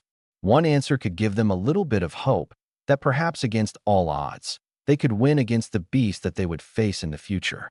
The other answer could devastate them. It could crush all the hope, life, and spirit out of their bodies. Hagoromo prayed it wasn't the latter. I don't know. Kaguya confessed honestly. She truly had no idea how long they would have. It could be anywhere from a day to several years. The only thing I know for sure is that you will face the Shinju eventually. At least we will all face it together, right, cousin? Hagoromo said, while praying that they had several more years to get stronger. When he didn't hear his mother respond, he asked again, this time slightly nervous about the answer. Cousin? Kaguya sighed before answering. No, unfortunately, Hagoromo, I cannot help you defeat the Shinju. Knowing that she was most likely going to get interruptions from Hagoromo and Naruto, she was quick to continue. It is not that I will not help you, but rather I cannot help. Here she sighed. Because the fruit I ate contained its chakra, my chakra is now too similar to it to do any damage. Because all of my attacks are laced with my chakra, all I would be doing is giving it energy to use against you whenever my attacks connect. In fact, if my theory is right, if I get in close enough proximity, it could simply absorb all the chakra I have in my body out through my skin. And since my body is so accustomed to chakra now, the shock my body would feel from losing my chakra would most likely kill me. Here she sighed again. She seemed to be doing that a lot lately. With enough time, my chakra may change so that I might be able to harm the Shinju, but by the time that happens it may have already awoken. Even then it would take so long that by the time my chakra is different from the Shinju's own, I will most likely be an old woman and I won't be able to help you at all, with my body being too frail. After that she stayed silent, knowing they would need a lot of time to fully take everything she told them in. Both boys were completely frozen. Not only would they have to take on an entity that was basically a god, but to do it without their mother. It was a heavy blow. Kachin. This time it was Naruto talking with an oddly serious face. Kaguya could count the number of times Naruto had been truly serious on two hands. Kaguya was snapped out of her internal thoughts by Naruto's voice. Kachin, be honest. Do you think me and Hagoromo have a chance at beating the Shinju? Naruto's voice was neutral, not betraying how he felt. His mother knew that this is an important question for him and Hagoromo, who was silently listening. The mother of two looked between both her sons before responding. I believe that. No. Kaguya was cut off by Naruto's uttering a single word. It wasn't loud, said in a commanding tone, or even accompanied by an action, and yet that single word cut Kaguya off, halting anything she was going to say. Both Kaguya and Hagoromo were surprised by Naruto. I asked you to be honest. Naruto's words were soft yet hard, cutting through the silence of the garden like a warm knife through butter. No, I believe, or I feel. Yes or no. After Naruto finished speaking, silence reigned as the two eldest of the Ōtsutsuki family took time to take in what just happened. It was unusual for Naruto to ever demand anything.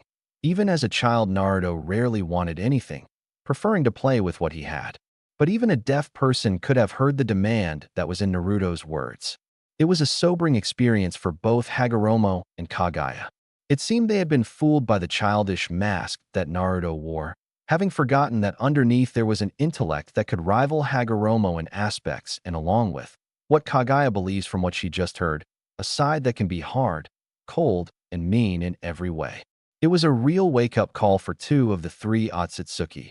It seemed that even they had forgotten just who Naruto could truly be if he wanted to, and were drawn in to believing his mask. While both Kaguya and Hagoromo knew Naruto would never turn evil or use his powers to purposely harm others, it made them pity whoever had Naruto as an enemy. Kaguya blinked before remembering the question. After a few seconds to think about it, she presented her answer to Naruto. Yes, with the right training. Naruto didn't verbally answer, instead choosing to nod his head. After several minutes of silence, it was broken by Hagoromo asking a question. When will we be leaving the monastery? This could mess up some of his projects he had been working on while he was staying in the monastery. Hopefully they wouldn't be leaving soon. Do not worry about your projects, Hagoromo, his mother said as if reading his mind. We will not be leaving for maybe a few years, as both you and your brother must practice with both of your weapons, perhaps even creating individual styles for them if you are proficient enough. Naruto frowned for a second, thinking over the reason for having the weapons, before opening his mouth. But Kachin, I have my chakra channeling for my abnormal strength, and Hagoromo has the Azura path. Why would need weapons at all? But Kaguya shook her head slightly. This is what I mean by not knowing how the world works, she said with slight sorry. In the outside world, it isn't normal for some using hand-to-hand fighting style to beat a samurai or sword wielder. The extra reach of the sword and the sharp blade are usually enough to ward off anyone of fighting someone with them. However, if you defeat anyone with a sword, no matter who it is, it won't attract as much attention as it would if you beat them barehanded. As she finished speaking, the family descended into silence for several moments before Hagoromo asked one last question. Kazan, could I see the technique you used to create my Shikujo and my brother's staff? Creating something from nothing sounds like an interesting ability. Hagoromo inquired. The ability sounded amazing, with its possibilities having the potential to be limitless. Kaguya nodded but gave no verbal reply. She extended her hands and held them out palms up while closing her eyes like in meditation.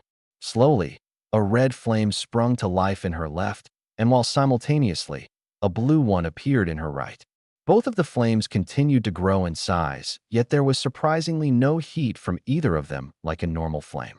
The flames stopped growing once they had completely encased both hands in their respective colors. They both continued to flicker and both around like they were swaying in a breeze. Suddenly, Kaguya lifted her hands slightly before turning her palms to face each other, still shrouded in their respective colors, before slammed them together. A bright light exploded out from where her hands met, blinding both the boys, who looked away, and their mother, who closed her eyes, before the light slowly dimmed. As the last of the light faded away and both boys could look at their mother, or more specifically, her palms again, they found her palms now open like flat scroll and occupied. A butterfly, A black and blue butterfly was calmly in her palms, inspecting its surroundings before it took off, fluttering out of Kaguya's hands and reach, while Hagoromo and Naruto followed it with their distinctive eyes as it flew up, around the garden and out into the world beyond the monastery. Both boys then turned to their mother wide-eyed. She internally smirked at their expressions, pleased that she could still shock them from time to time.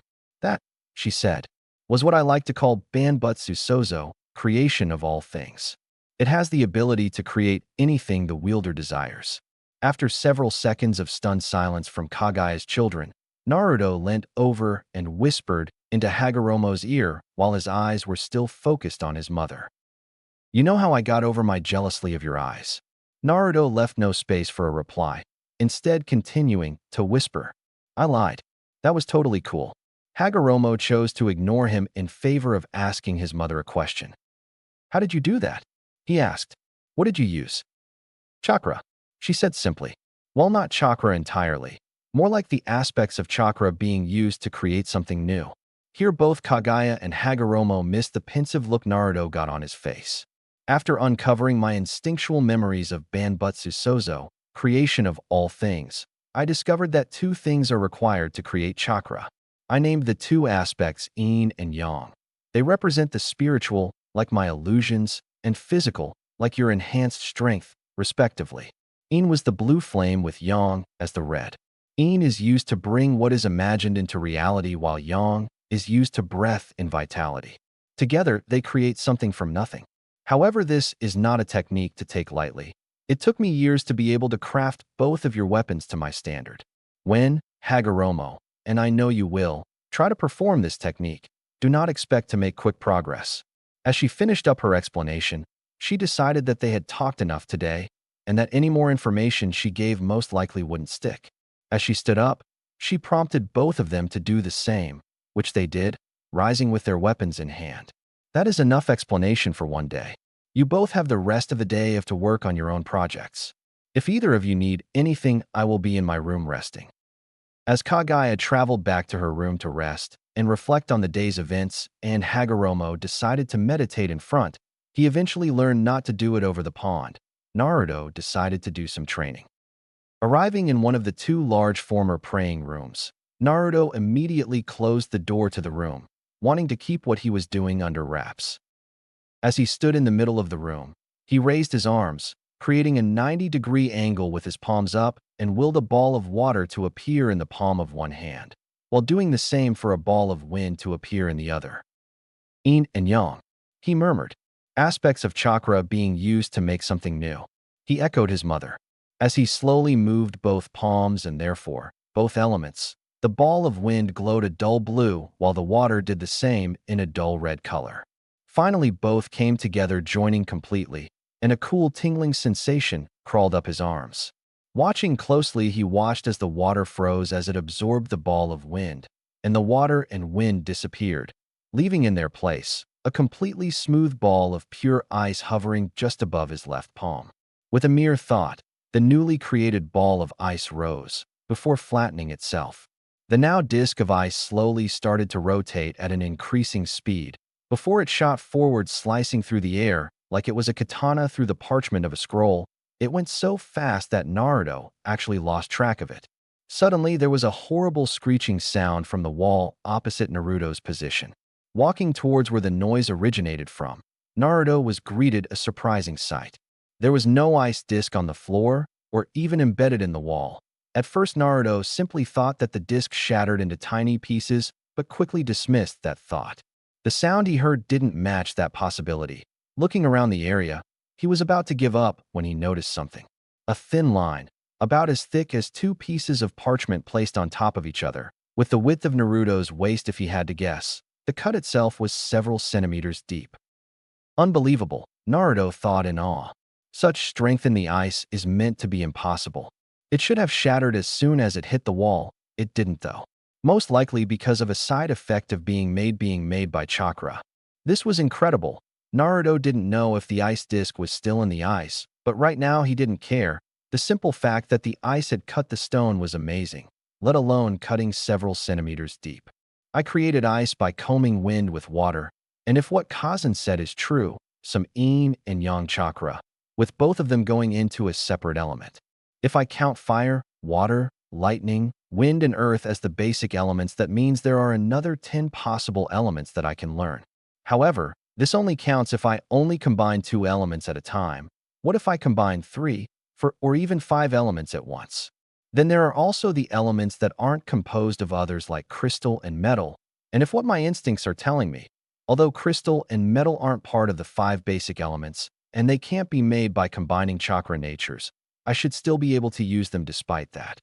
Naruto decided to follow his mother's example after discovering his ability to combine elements. Whether this was another ability or he had unlocked another part of his ability to use the elements, he didn't know, but what he did know was that he was tired, both emotionally and physically, and his futon was calling him.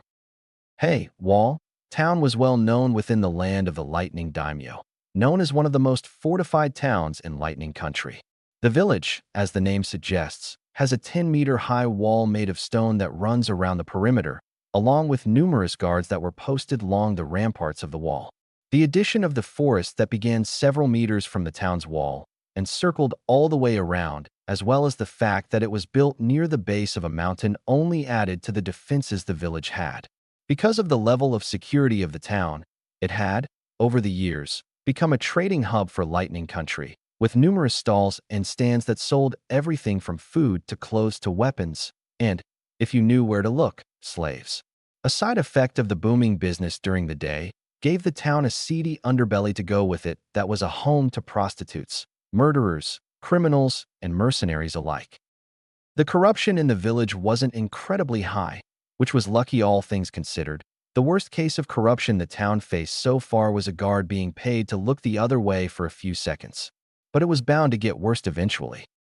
It was midday, with the sun high in the sky, when the guards of the trading hub first spotted something out of the ordinary. It started as a spot that appeared at the end of the road that led to the village, but slowly morphed into 3 silhouettes that then morphed into 3 people in monks' robes. While all 3 had their hoods up, it was obvious that 2 were male, while the last was a female. However, there was a fact about them that made the guards nervous about them. Because Haytown is a trading hub, it also acquired a following of bandits that plagued the roads to and from the village, ambushing anyone they believed they could rob. Because of this, many people had taken to hiring mercenaries and samurai bodyguards to escort them to and from the village. However, the 3 travelers that were approaching the village had no such escort, or at least no escort that the guards could see. This could mean several things. 1. They had hidden guards, which was likely. 2. The 2 males were the guards for the women, which was also likely, but judging from how they all wore monks' clothes, properly not. 3. All their guards had been killed on the way towards the village. However, this had no evidence to suggest that, when the guards die, the clients usually run as fast as they can screaming, but the 3 that were walking calmly. Finally, they could be some of the increasingly rare few who could survive walking around without guards. Usually people who can do that turn into a mercenary. It was the last option that scared the guards the most. Whenever the bandits that stalk the roads become too much of a problem, the samurai are usually ordered to go into the woods to clean them out. This usually involved several losses for the invading party, as the samurai's amour is for one-on-one fights on an open area, not a dense forest that the bandits live in. The amour of the samurai is bulky, meant for endurance, and therefore can't match up against the speed and flexibility that the bandits have with little to no amour on. It was because of all this that the samurai on the ramparts were wary of the 3 travelers. There was no way they could have traveled through the forest without encountering at least one group of bandits. If they could travel through the woods that surrounded the fortified town and come out without a scratch or drop of blood to stain their clothes, the samurai truly doubted that they would be able to do anything but slow them down. As the 3 travelers got closer to the large village gates, the guards that stood outside the village near the gates approached them, all the while inwardly praying that the obviously strong travelers weren't looking to start trouble. As the guards approached, the 2 male figures fell in line with the female one of them on either side, like guards flanking a client. Neither of the approaching guards could see the full faces of the 3 robe-wearing travelers. The only visible part of the face they could see was the mouth, the rest of it being blocked out by a hood attached to the robes they were wearing. It slightly unsettled the guards. The hoods added a bit of menacing aura around them, the kind that instinctively warned people that they were powerful and that to fight them was suicide.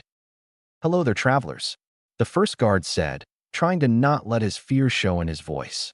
"What brings you to Hay Town?" It was the female of the trio that spoke.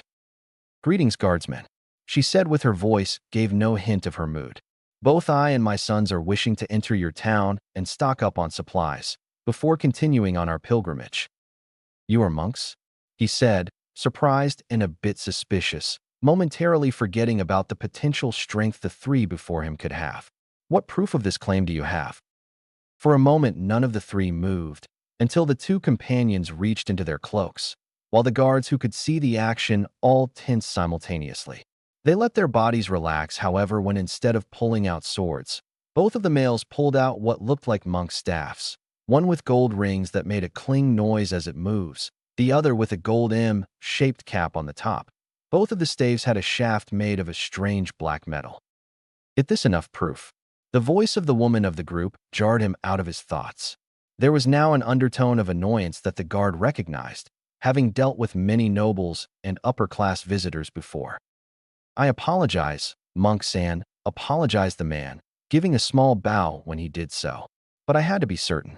You never can let your guard down in times like these. Forgive my rude manners, and please enjoy your stay at Hay Town, the trading hub of the Land of Lightning."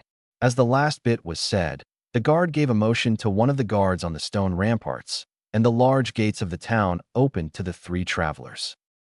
Chapter end. Okay, that was Chapter 3. We got new powers, adventure, big boss battles in the future, and a whole lot of other stuff coming. Tell me what you guys think about it in a review, and keep liking my story. Oh, but wait, this last part is just for my reviewers. Make the town's citizens. As the three travelers entered the town, what they saw was something that would stay with them for the rest of their lives. Every stall, every alleyway, every street, every house, there were people in green spandex. "Mother?" one of the travelers asked in horror. "What is this?" The mother said nothing for a while, simple staring at the town of spandex. "This is one of the reasons I preferred isolation," the mother said in a monotone voice. Suddenly, one of the townspeople appeared right in front of them. "YSH, 3 travelers have come to our great town. I feel such youth. Come, travelers, let us partake in the springtime of youth." The man, if it could be called that, was, like everyone else, wearing a green spandex jumpsuit, with a bowl-cut hairstyle and eyebrows that were moving. "Kachin," the other traveler whispered. "Are his eyebrows moving? How are they so thick? They remind me of caterpillars." Suddenly, what part of the person's face was visible paled. "They just wiggled at me. Kachin, I'm seriously scared." The other son didn't make any movements, but inwardly agreed with his brother. "I know, Naruto," his mother whispered back. "But don't make any sudden movements, and maybe it will leave us alone." Both boys, trusting their mother's advice, stiffened and tried not to move even an eyelid. Unfortunately, it was all for naught. "YSH, come, my new friends.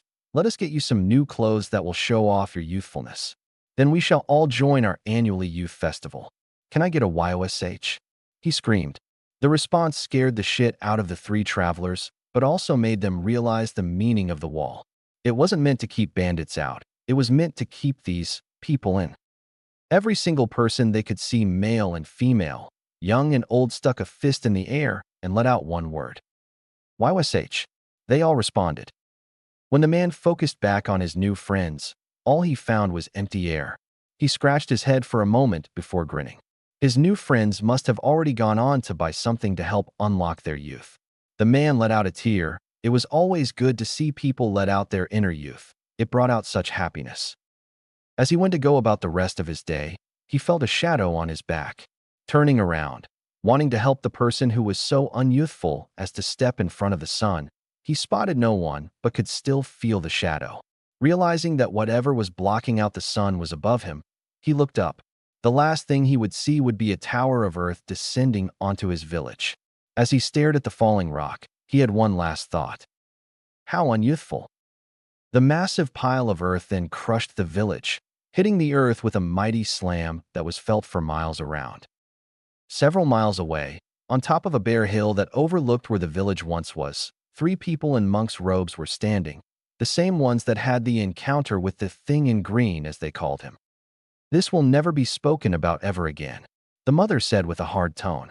Both her sons immediately nodded, not wanting to waste any more time and wanting to put as much distance between them and remains of the village as quickly as possible.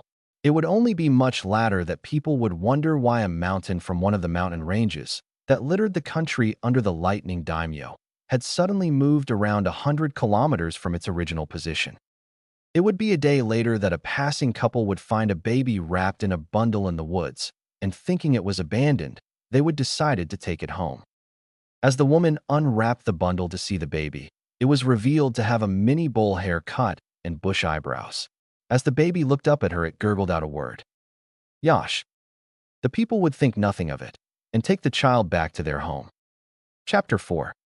The village that the 3 hooded travelers found themselves in was a lively one. There were stalls that lined the street that constantly had several customers at any one time. Children were walking along with parents, pointing out to their parents the things they would like from the various stalls that lined the street. All in all, it was quite a surreal experience for all 3 of the travelers. Would that be how my sons act, had I not taken them away and trained them? It was quite strange how to see the various children that were around and imagine her sons taking their place. She couldn't quite imagine it. The mere thought of calm and patient Hagoromo jumping up and down pointing at something he wanted seemed so ridiculous. Even Naruto acting like these children seemed far-fetched, because while he was a ball of energy when he was younger, he had never really asked for anything. So the idea of him demanding something like these children, and in some cases, throwing a temper tantrum, was laughable at best. Oblivious to their mothers thought the 2 men on either side of her, with staves in hand, looked around at the houses, stalls, and people. The majority of their thoughts were on how weak all of them looked. Having been raised and trained by their mother, who valued and prized strength, it was quite hard to see these people as anything but weak. While Hagoromo tried to look at this from the people perspective, thinking about how they didn't have chakra or how they didn't have someone like his mother to guide them, Naruto had no such qualms. By Kami, these people are so weak. He mentally raved. I know they don't have chakra, but most of these people look like they've never been in a fight in their life. It's ridiculous. A strong wind from me could blow most of these people over.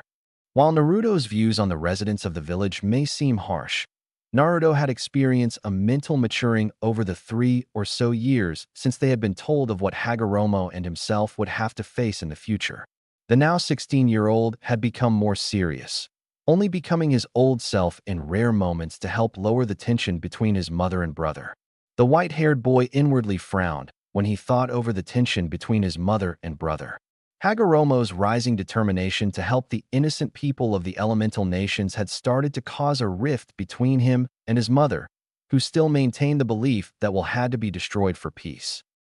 In Naruto's opinion, Hagoromo's belief on how peace should be achieved is idealistic and foolish, bordering on stupid. Though don't get Naruto wrong, he wished that achieving peace would be as easy as Hagoromo says it is, but Naruto knows that won't be the truth. Peace will be achieved through blood and war by mistakes. That is how Naruto believes that peace will be made, when people realize their own stupidity. Naruto believes that both his brother's and mother's method to peace has the same problem. What happens when they were gone to enforce the peace? When he had asked this question to his mother and brother, both had simply said that they would choose a successor. What successor? Naruto mentally swore. The one that will magically pop out of the ground with the power, wisdom, and desire to uphold their own version of peace, with the ability to choose the perfect successor for themselves as well. What happens if they become corrupt? It's impossible. Besides, who has chakra other than the 3 of yous? Unless one of them wants to ask the Shinju for the job. Naruto asked himself sarcastically. Let's go, my sons. His mother's voice snapped him out of his thinking. It is time to go get supplies before we find somewhere to rest for the night. Tomorrow we must be out of the village by mid if we are to reach our destination at our desired time. Once we have bought the food we need, we will seal it in one of Hagoromo's scrolls when we reach a private place. As she finished speaking, she started to walk forward and into the maze of stalls. Both boys made no sound, instead setting off after their mother, wanting to make sure they kept her in their sights. The town was incredibly large, and with no indication of where you were going, it was easy to get lost or lose the people you were traveling with. Naruto realized both of these things as he wandered around a relatively deserted street a couple of hours later. It was obviously one of the darker areas of the town that his mother had warned him about. He could feel the eyes of people in the shadows of alleyways. The gazes that were full of hostile intent that would make a lesser man a nervous wreck, but Naruto was not a lesser man. He had done and seen things that would make the fools in the shadows die of fear. Simply looking at him with the desire to kill him wasn't going to do a thing beyond piss him off. He was so caught up in his thoughts that he almost didn't feel the small hand that tried to sneakily weave itself under his robe from behind and search around for something. Utilizing his reflexes, Naruto spun around and grabbed the hand at the wrist with his free hand, causing the owner of the hand to start trying to yank it away to no avail. Turning to the perpetrator, he was surprised to find it to be a little girl, no older than 7 or 8, wearing what, at one point in time, looked like to be clothes but no appeared to be rags that hung from her body. She had blonde hair, a surprising color, with violet eyes that looked at him with fear. When the girl realized that she wasn't going to get her hand free, she started to cry. Slowly at first, but eventually the girl started crying like there was no tomorrow, wet tracks staining her cheeks. She seemed to be mumbling something, but it was impossible to tell underneath all of her crying. Naruto looked around in hope that someone would help him, maybe take the kid off his hands, or even tell him what to do because he sure as hell didn't. It was obvious she was an orphan. The rags were enough to give that away. The question was, though, why wasn't she in an orphanage? He knew that there had to be one in the village. Eventually, Naruto decided to try and calm the girl down. Bending down to her level, his hand still around her wrist, he tried to talk to the girl. "Hey, it's okay. It's okay. I'm not going to hurt you, all right?" He asked in what he hoped was a calming tone. All he was going off was what his mother told him she did when he used to cry as a baby. He didn't know if it would work, but it was all he had at the moment. Thankfully, it appeared to be enough, and the girl finally seemed to stop crying and was starting to hiccup, but the tears still streaked down her face. It was actually saddening to him. He didn't even know why. Maybe it's my brother rubbing off on me with his protect the innocent stuff. Naruto thought idly. Deciding that he wouldn't be able to get this child to stop crying in the middle of the street, he extended his senses out and found that a dead-end alleyway that wasn't occupied by people he would have to kill. Deciding that it would be better to go down the alley before one of his watchers decided to attack him, Naruto picked the girl up and settled her so that she was being held in one arm while the other continued to hold his staff.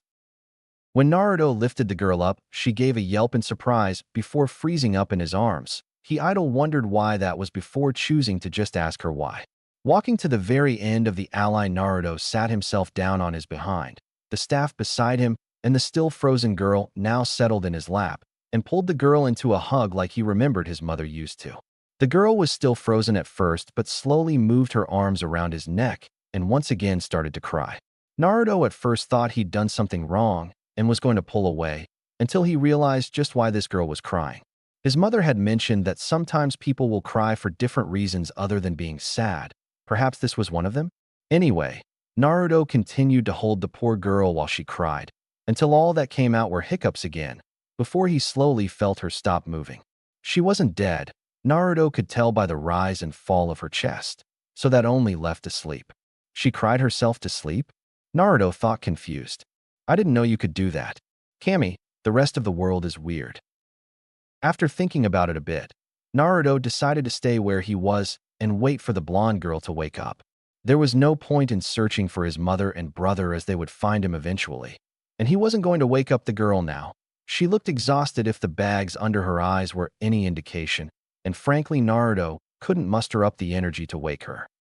It was almost an hour before the girl woke up.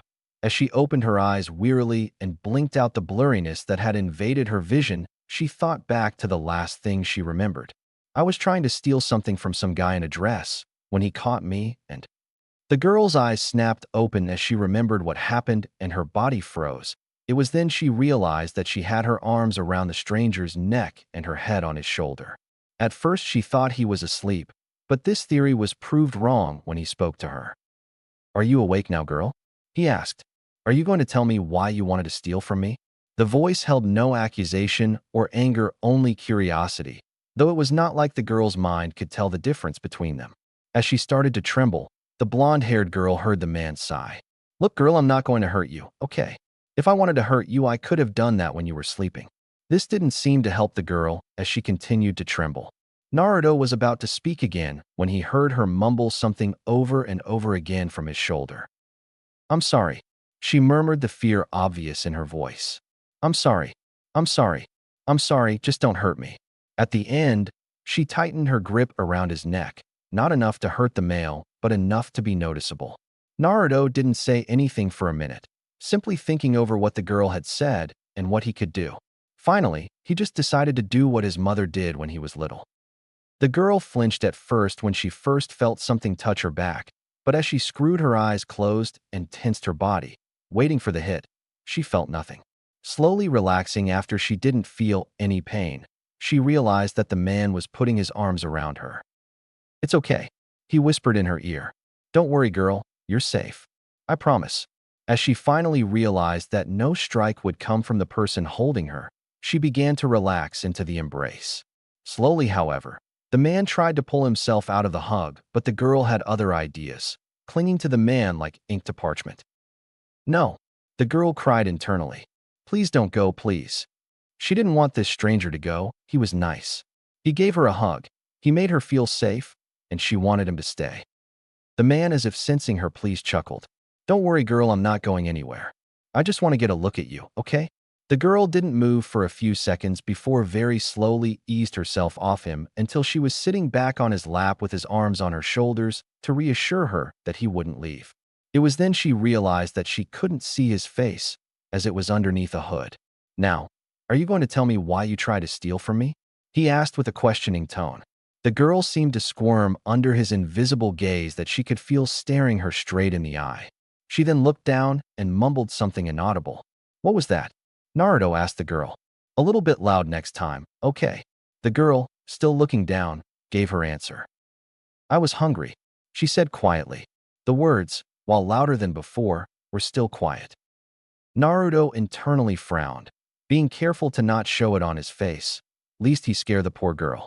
While his mother had told both himself and Hagoromo about how some people couldn't eat because sometimes there wasn't enough food, but there was plenty in this town, he had gotten lost in shops that sold food.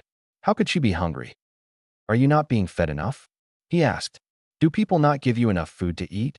The answer made Naruto's blood boil and his chakra surge. No one gives me anything, the girl said with her head still down to avoid the man's gaze, not wanting to see the disappointed look that she knew would be on his face. I have to steal stuff to eat.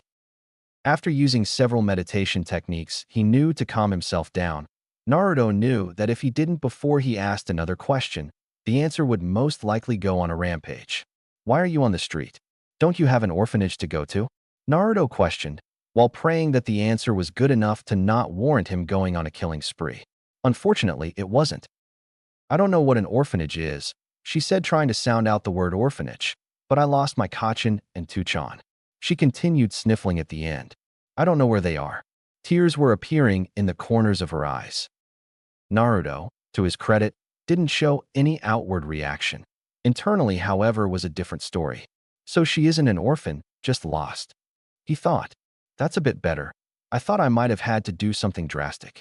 Thankful, his thoughts of violence were halted by a question from the girl. Man-san, why are you wearing a dress? I thought only girls could wear dresses.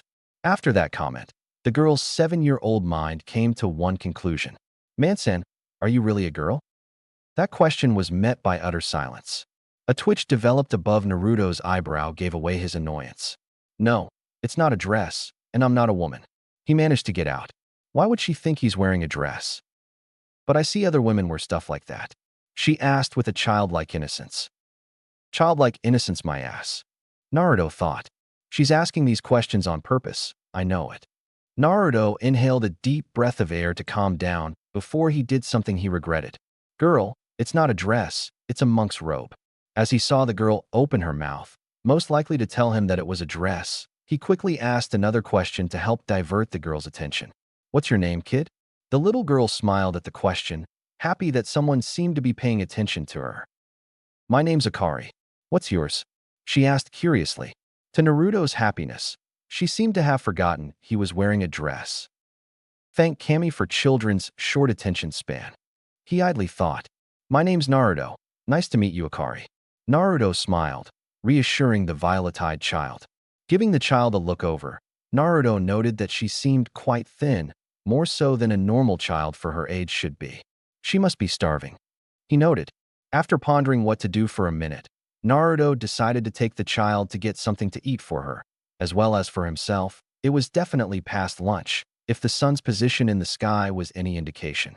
Smiling to the girl, he was about to ask her what she wanted to eat, when his senses alerted him to the fact that they weren't alone in the alley. Turning his attention to the entrance of the alley, he noted that it was just some of the lowlifes that plagued the area he was in. He was about to give them the opportunity to leave when he felt Akari wrap her arms around his neck and tense. His observations were cut off by the leader of the thugs speaking to him. "All right, boy, time to hand over all your money. Do that, and we won't hurt you or your little friend," the leader of the thugs said. Judging by the not-so-quiet snickering that was going on behind him, it was obvious that he wasn't going to keep true to his word. Naruto idly noted that he was going to have to knock these people out to avoid any more conflict. While he could kill them, and he wouldn't really bat an eye at getting rid of the scum before him, he didn't know about how that would affect the girl that was currently clinging to him like a lifeline with her head buried in his shoulder. Both Hagoromo and himself had killed before on the trek from the monastery to the town they were currently in. They had been told by their mother why they should kill some people. Even Hagoromo, with his goal to save the world with peace, understood that sometimes people had to be killed to save the peace. He wouldn't go around killing unless there was no choice, but he still understood why he needed to kill. Naruto, on the other hand, understood that people needed to die in order to make the world a better place. He understood that in order to help the world that you sometimes had to get dirty. While Naruto wouldn't kill anyone that got in his way like his mother most likely would, he wouldn't make killing a last resort either. He would kill when he thought the world could do better without the person in front of him, but wouldn't kill people just because he didn't like them. Unfortunately, the girl he was holding knew nothing about that. She was 7 after all. Reasons for killing someone shouldn't even occur to her. However, she most likely knew that killing was wrong, and therefore would most likely assume Naruto was evil, not that he was. Naruto's and Hagoromo's mother, over the course of 3 years, drilled into them just what the rest of the world thought was normal. A person killing several people when it wasn't their job description, especially when they had the power to knock them out, was not normal and could get Naruto into trouble if anyone caught him. So knocking them out was the best course of action, he decided. First, however, he had to get Akari off him so he could move properly. "Akari," he whispered in her ear. "Don't worry, I won't let them hurt you, I promise. Just let me get up and I'll deal with them." His words seemed to work, and slowly the girl got off him to sit by his side. Naruto then got up while grabbing his staff and slowly walking towards the thugs. "You know," he said, as if nothing was wrong, "I'm going to give all you bastards a concussion." With that, he launched himself forward, smashing the leader across the side of his head with the end of his staff. While the lead thug was still falling to the ground, he quickly spun around to the right while twirling his staff. From there, it was easy for the bottom of his weapon to impact on the thug's stomach, causing him to double over, only to receive a kick to the face for his troubles, sending him into unconsciousness. By this time, the rest of the thugs had finally gotten their act together and went to charge what they thought would be, easy prey because of their numbers. They got a shock, however, when their prey fought back, dropping low and sweeping his staff underneath their legs, causing all of them to topple over like a stack of cards. A single hit to the head while they were on the ground ended the consciousness of 3 thugs, while the remaining 2 of the thugs got back up. This stumped Naruto, as he didn't remember giving those 2 concussions yet. The first thug got his legs swept out from under him, and while he was still in the air, was smashed in the head with the top end of Naruto's staff, breaking his nose. The second thug stopped just before Naruto, seeming to be contemplating his chances against the cloaked figure. Unfortunately, he didn't get that chance. An object coming at him caused him to instinctively catch it. It took only a second to recognize the staff that had taken out his friends. Looking up, the last thing he saw was a bare foot flying towards his face before blacking out. He would wake up a day later with a massive headache and a broken nose. Naruto picked up his staff after the thug dropped it, while brushing off some non-existent dirt. Turning towards the girl, he found her with wide eyes and open mouth. She was obviously shocked, and if not for the malnutrition and rags that were evident, it might have been comical. That was so cool, she yelled. You used the stick. Naruto's sweat dropped when she called his staff a stick. And you whacked them all on the head, and then they fell down, and it was so cool. Teach me how to do that. Please, please. I promise I'll be good. Please. She begged as she ran up and tugged on his dress. Naruto just chuckled as her hyper-personality. It reminded him of when he was her age. Sorry, Akari, maybe some other time, he said, ruffling her hair. In the meantime, let's find your family. Do you know where your Tuchan works? No, she replied, before scrunching her nose up. But one time Kachin said to Tuchan that she wanted to play with some metal in his metal shop once. Does that help? If Naruto was drinking any water when he heard that, he would have most likely choked in surprise, though thankfully he wasn't. At least if helped, though, from what Akari said, then her father was most likely a blacksmith, or at the very least works with metal. Okay, Akarikan, I think I know where your Tuchan works, Naruto announced. Really, you do? She said excitedly. Was he telling the truth? Would she get to see her parents again? When Naruto nodded, she yelled in happiness before hugging his leg and looking up at him with a smile, until she realized something. Hey, Naruto-nizen. Naruto raised an eyebrow, not that she could see it, at the suffix. Can I see your face? Or are you ugly? She questioned. Naruto would have face planted if the small girl wasn't holding on to his leg. How could she not know that she was insulting him? There was no way she was doing this by accident. First with his robes, and now with his face. Was nothing untouchable to this girl?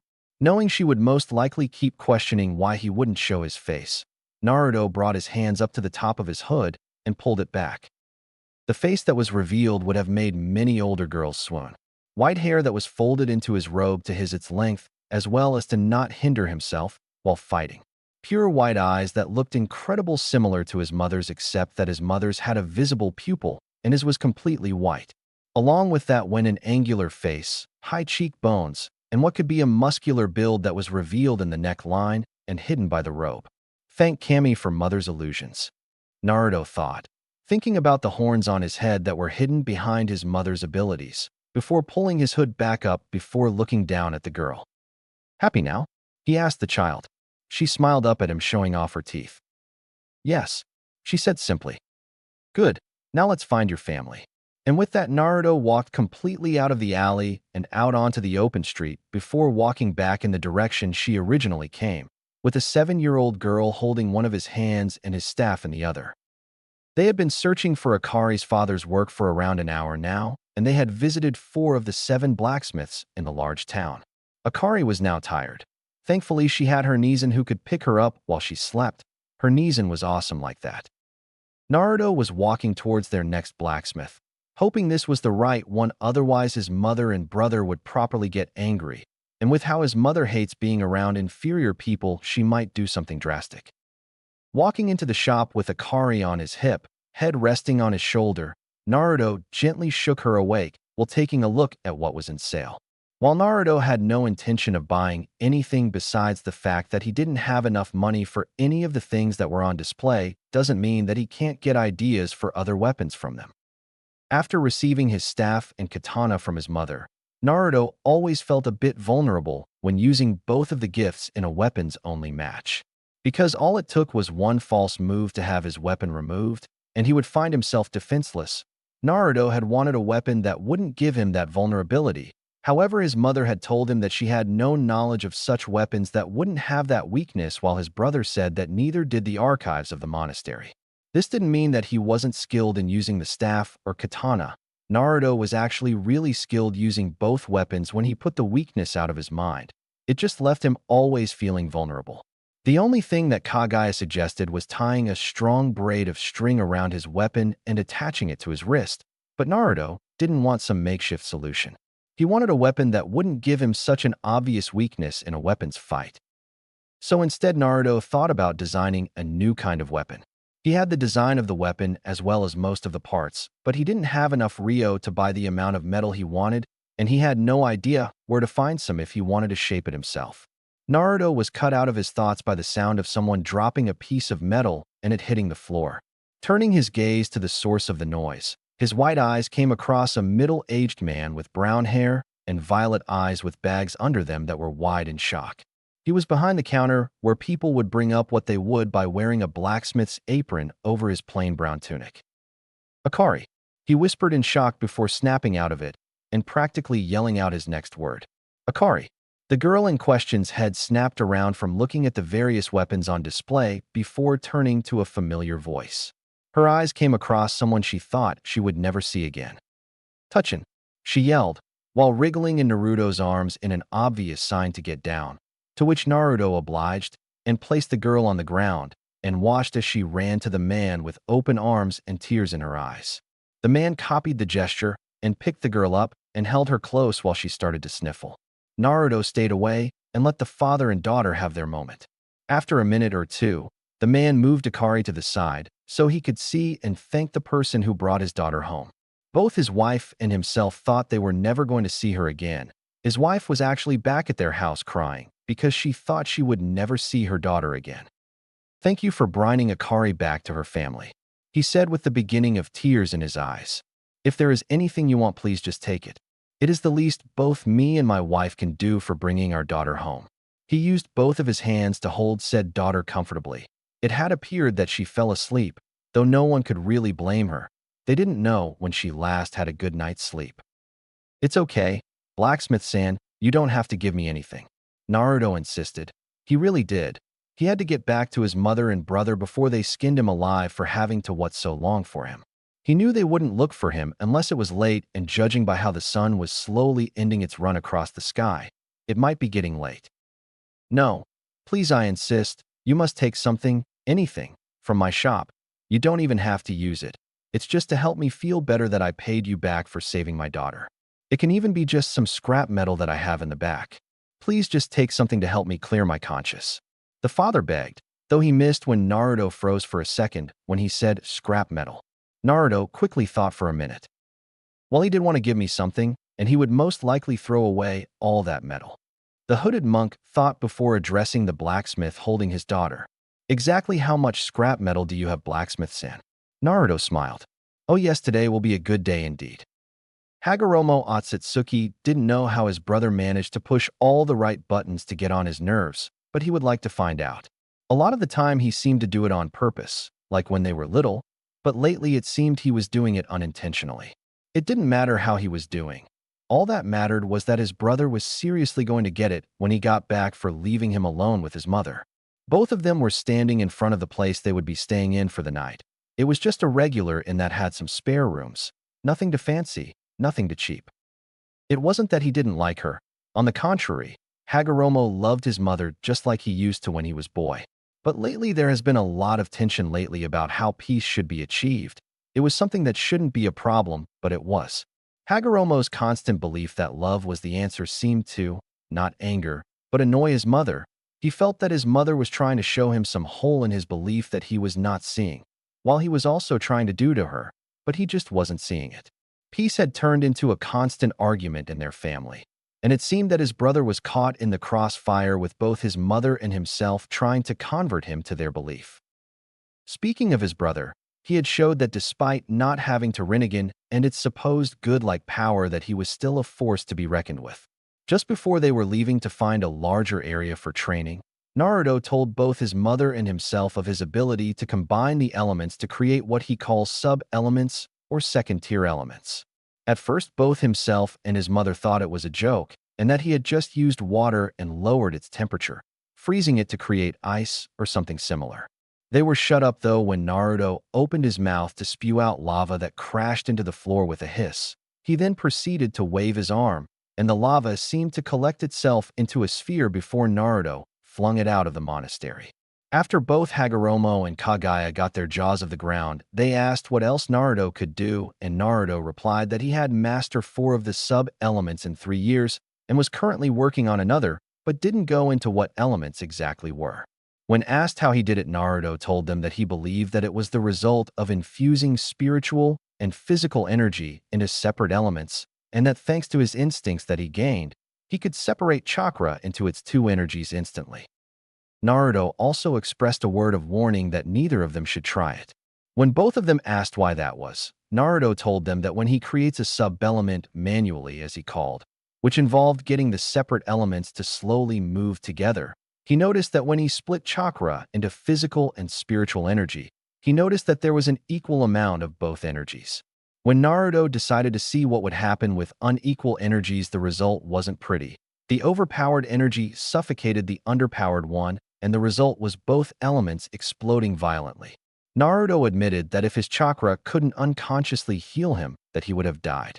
His mother then proceeded to drag him into the dirt area in the garden and then beat him up for a couple of hours as punishment for being a godforsaken idiot. Thoughts of his brother's improvement also made him remember his own. Hagoromo had proved that he was quite skilled using his shakujo and katana, more so than his brother, which was a surprise for him, since his brother usually excelled in the physical areas of combat. Though after his brother had told him about how vulnerable he felt with the weapons, he understood why. It would be like learning how to write with his opposite hand. Not impossible, just uncomfortable, and would take a while to get used to. Though when his brother told him about a weapon he was going to design that would suit him, Hagoromo expressed his doubts. After all, while Naruto was competent in his plans, they usually ended with some sort of explosion.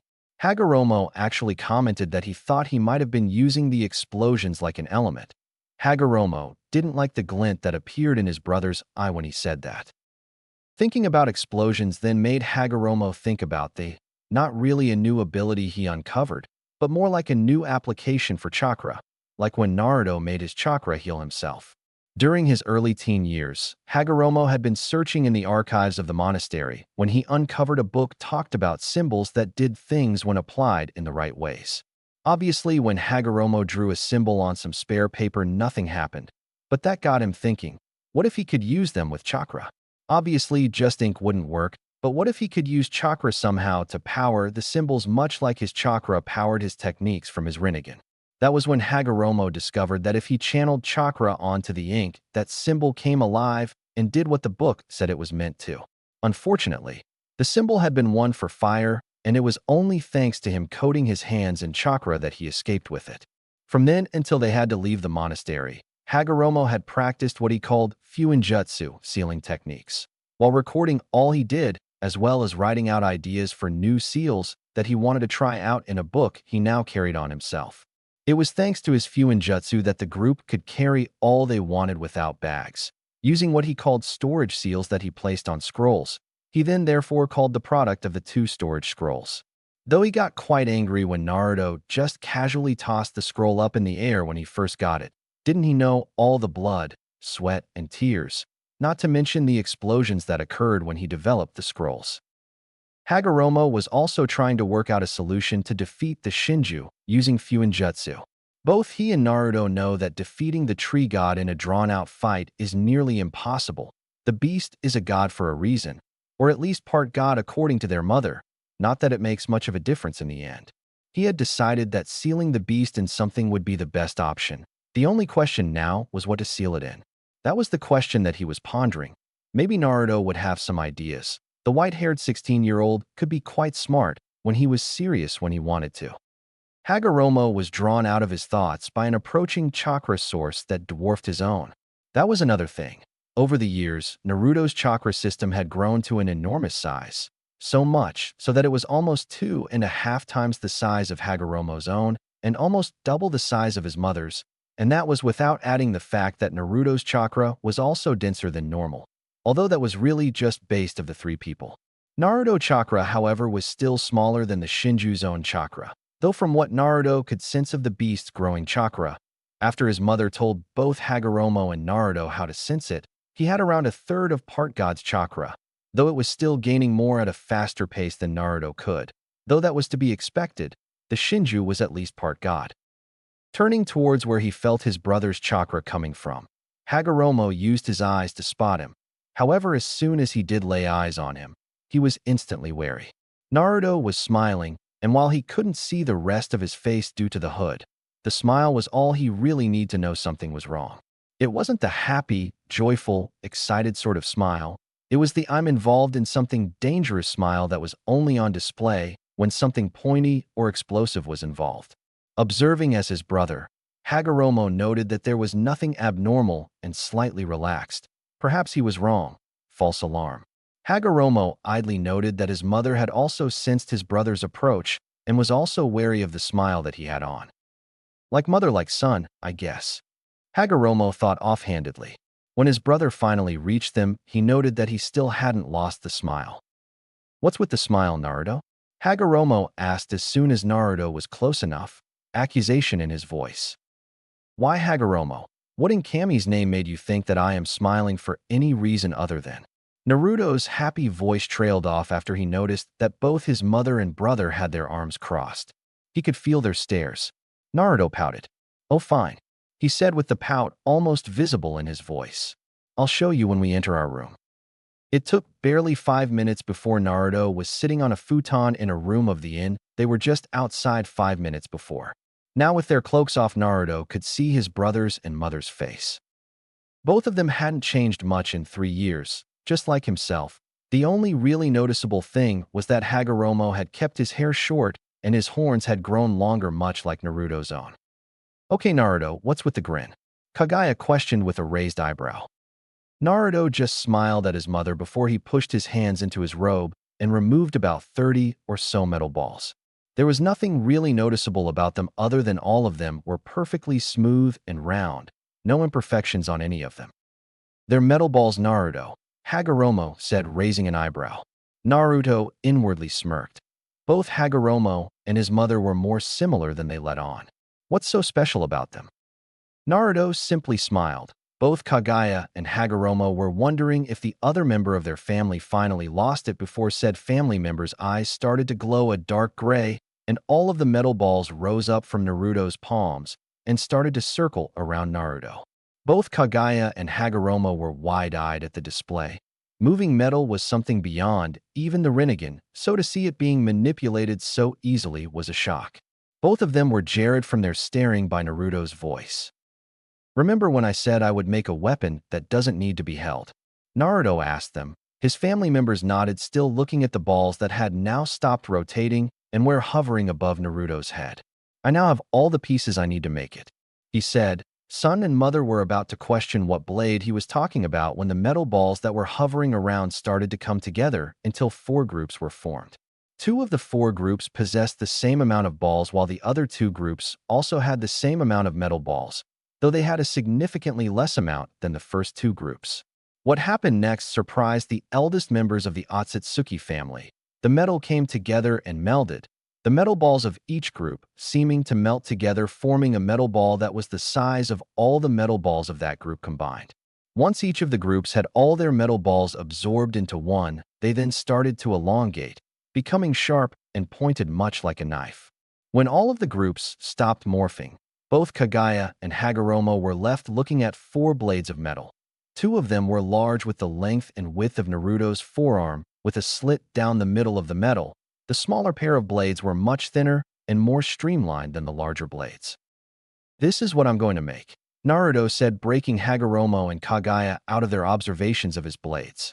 Both pairs of blades moved down until one of each was set around Naruto's wrist. The larger ones were above his wrist, resting on his forearms, while the smaller, slimmer pair rested underneath his wrists. "I'm going to make dual wrist-mounted blades." Here he moved the larger 2 blades forward until both of the blades stuck out, while still being attached to his forearms.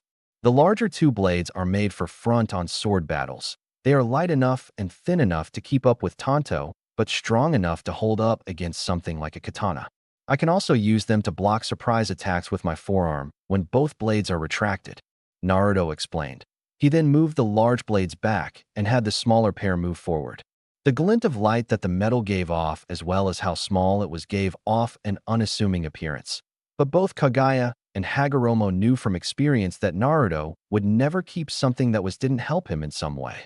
The smaller blades are for surprise attacks that enemies won't expect, as well as deflecting attacks and killing silently. Naruto then retracted that pair of blades as well, before looking up at his brother's and mother's face, paying no attention to the surprised looks on their faces before he continued with his explanation. All I need know is a way to extend both blades that doesn't involve me getting stabbed. What I've got so far is Hagoromo doing something with Fuinjutsu that will allow me to use chakra to extend and retract both pairs of blades. When he finally finished speaking, he observed his family's faces, wanting to see how they felt about it. Kaguya seemed shocked and proud of him, shocked at the kind of weapon he made and proud that he could make something at that level.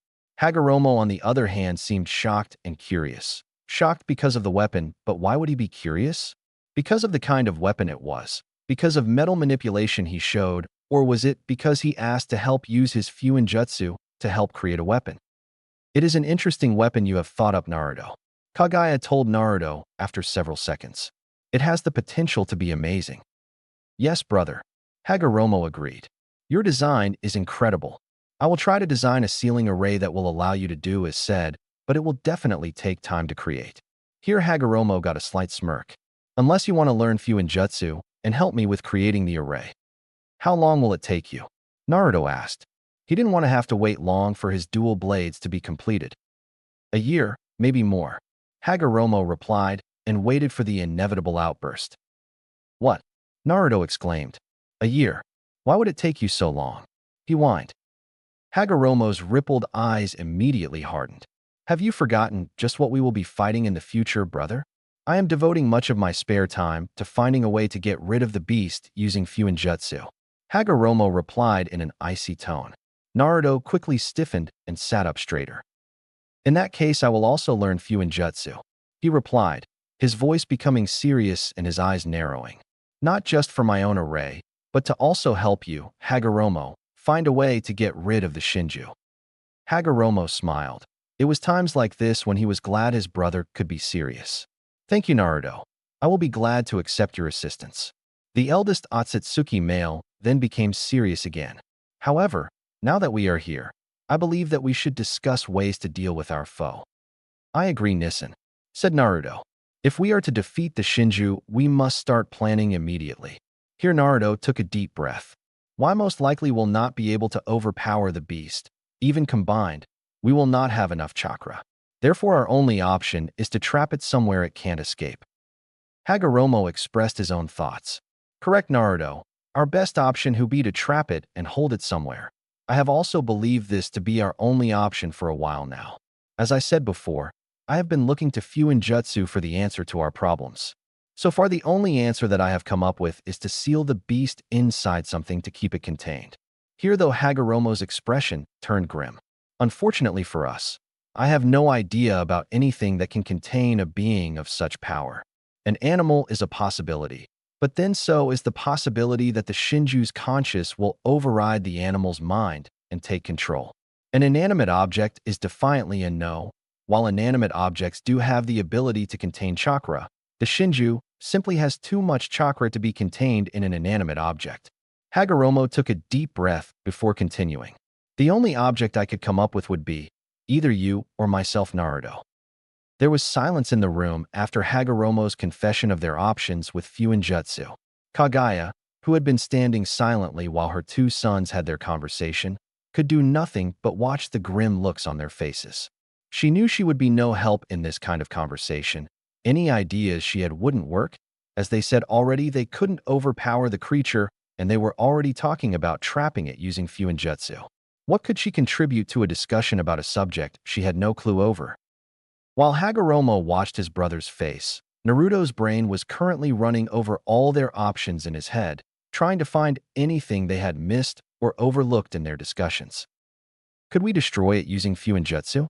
Naruto asked suddenly, looking at Hagoromo. What? He said, startled by his brother's words.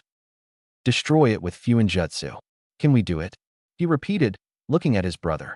You once said that the limit with Fuinjutsu was one's imagination. Would it be possible to absorb all its chakra using Fuinjutsu? Hagoromo said nothing for several minutes, thinking over his brother's proposal. Hagoromo then shook his head and sighed. It is possible, Naruto, but there are several problems with that. 1. We would have to keep the Shinju in a certain area while the seal takes effect. The seal would have to be on the ground, as it would be impossible to grab onto the beast and carve the seal onto the skin. Then we don't know how long it would take, or even if we could keep it there. Remember, We have no idea of any of its abilities. For all we know, it could fly just like you. Naruto. 2. Where would all of its chakra go? Because it would have to go somewhere. There are just far too many high-level risks involved in trying to absorb its chakra. Couldn't you seal it into someone else? Both brothers turned to their mother, who, for the first time since they started the conversation, was speaking. Why can't you just seal the beast into a random person if you can seal it into yourself? Because where would the chakra go? Since only Naruto and myself have the chakra pathways that can support the Shinju's chakra. If we did seal it into a normal citizen, there is no telling what the Shinju's chakra would do to the host body. Hagoromo paused again before adding to his words. There is also the fact that anything bigger could have disastrous consequences. It's bad enough that we're trying to seal away a possible primordial entity, but anything that destroys it could do serious damage to our world. There is an obvious reason that it is here, on this plane, otherwise it would have left long ago. It may hold the world together. That revelation was disturbing to say the least. The possibility that anything they did would end up with both Ōtsutsuki males dead was depressing. It was like either way they ended up dead. However, both boys would try go with the possibility of death rather than certain death. It was then that Kaguya decided to put an end to the depressing aura that had enveloped the room. Hagoromo, Naruto, go to bed both of you. Kaguya commanded to her children, though both of them knew it was actually her nice way of speaking to them. As they got older, both of them realized that their mother was starting to become harder on them. She still cared about the two of them, obviously, otherwise she would have left the two to their demise. Naruto theorized that the reason she was becoming harder on them was because they weren't cute anymore. He was promptly slapped up the back of his head for his comment by Hagoromo. Both boys nodded at their mother, with Hagoromo and Kaguya then left for their own rooms while closing the door. Naruto's eyes stopped their glowing as he then changed out of his robes into some loose pants from a storage scroll before sealing up the clothes he had worn during the day and placing it next to his bed. Naruto then laid down on the futon while hiding his newly made metal blades underneath his pillow, just in case. As he stared at the ceiling, Naruto pondered what was to come.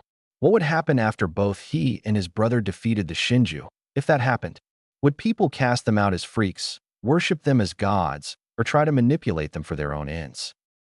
Naruto truly didn't know what would happen. How would he achieve peace?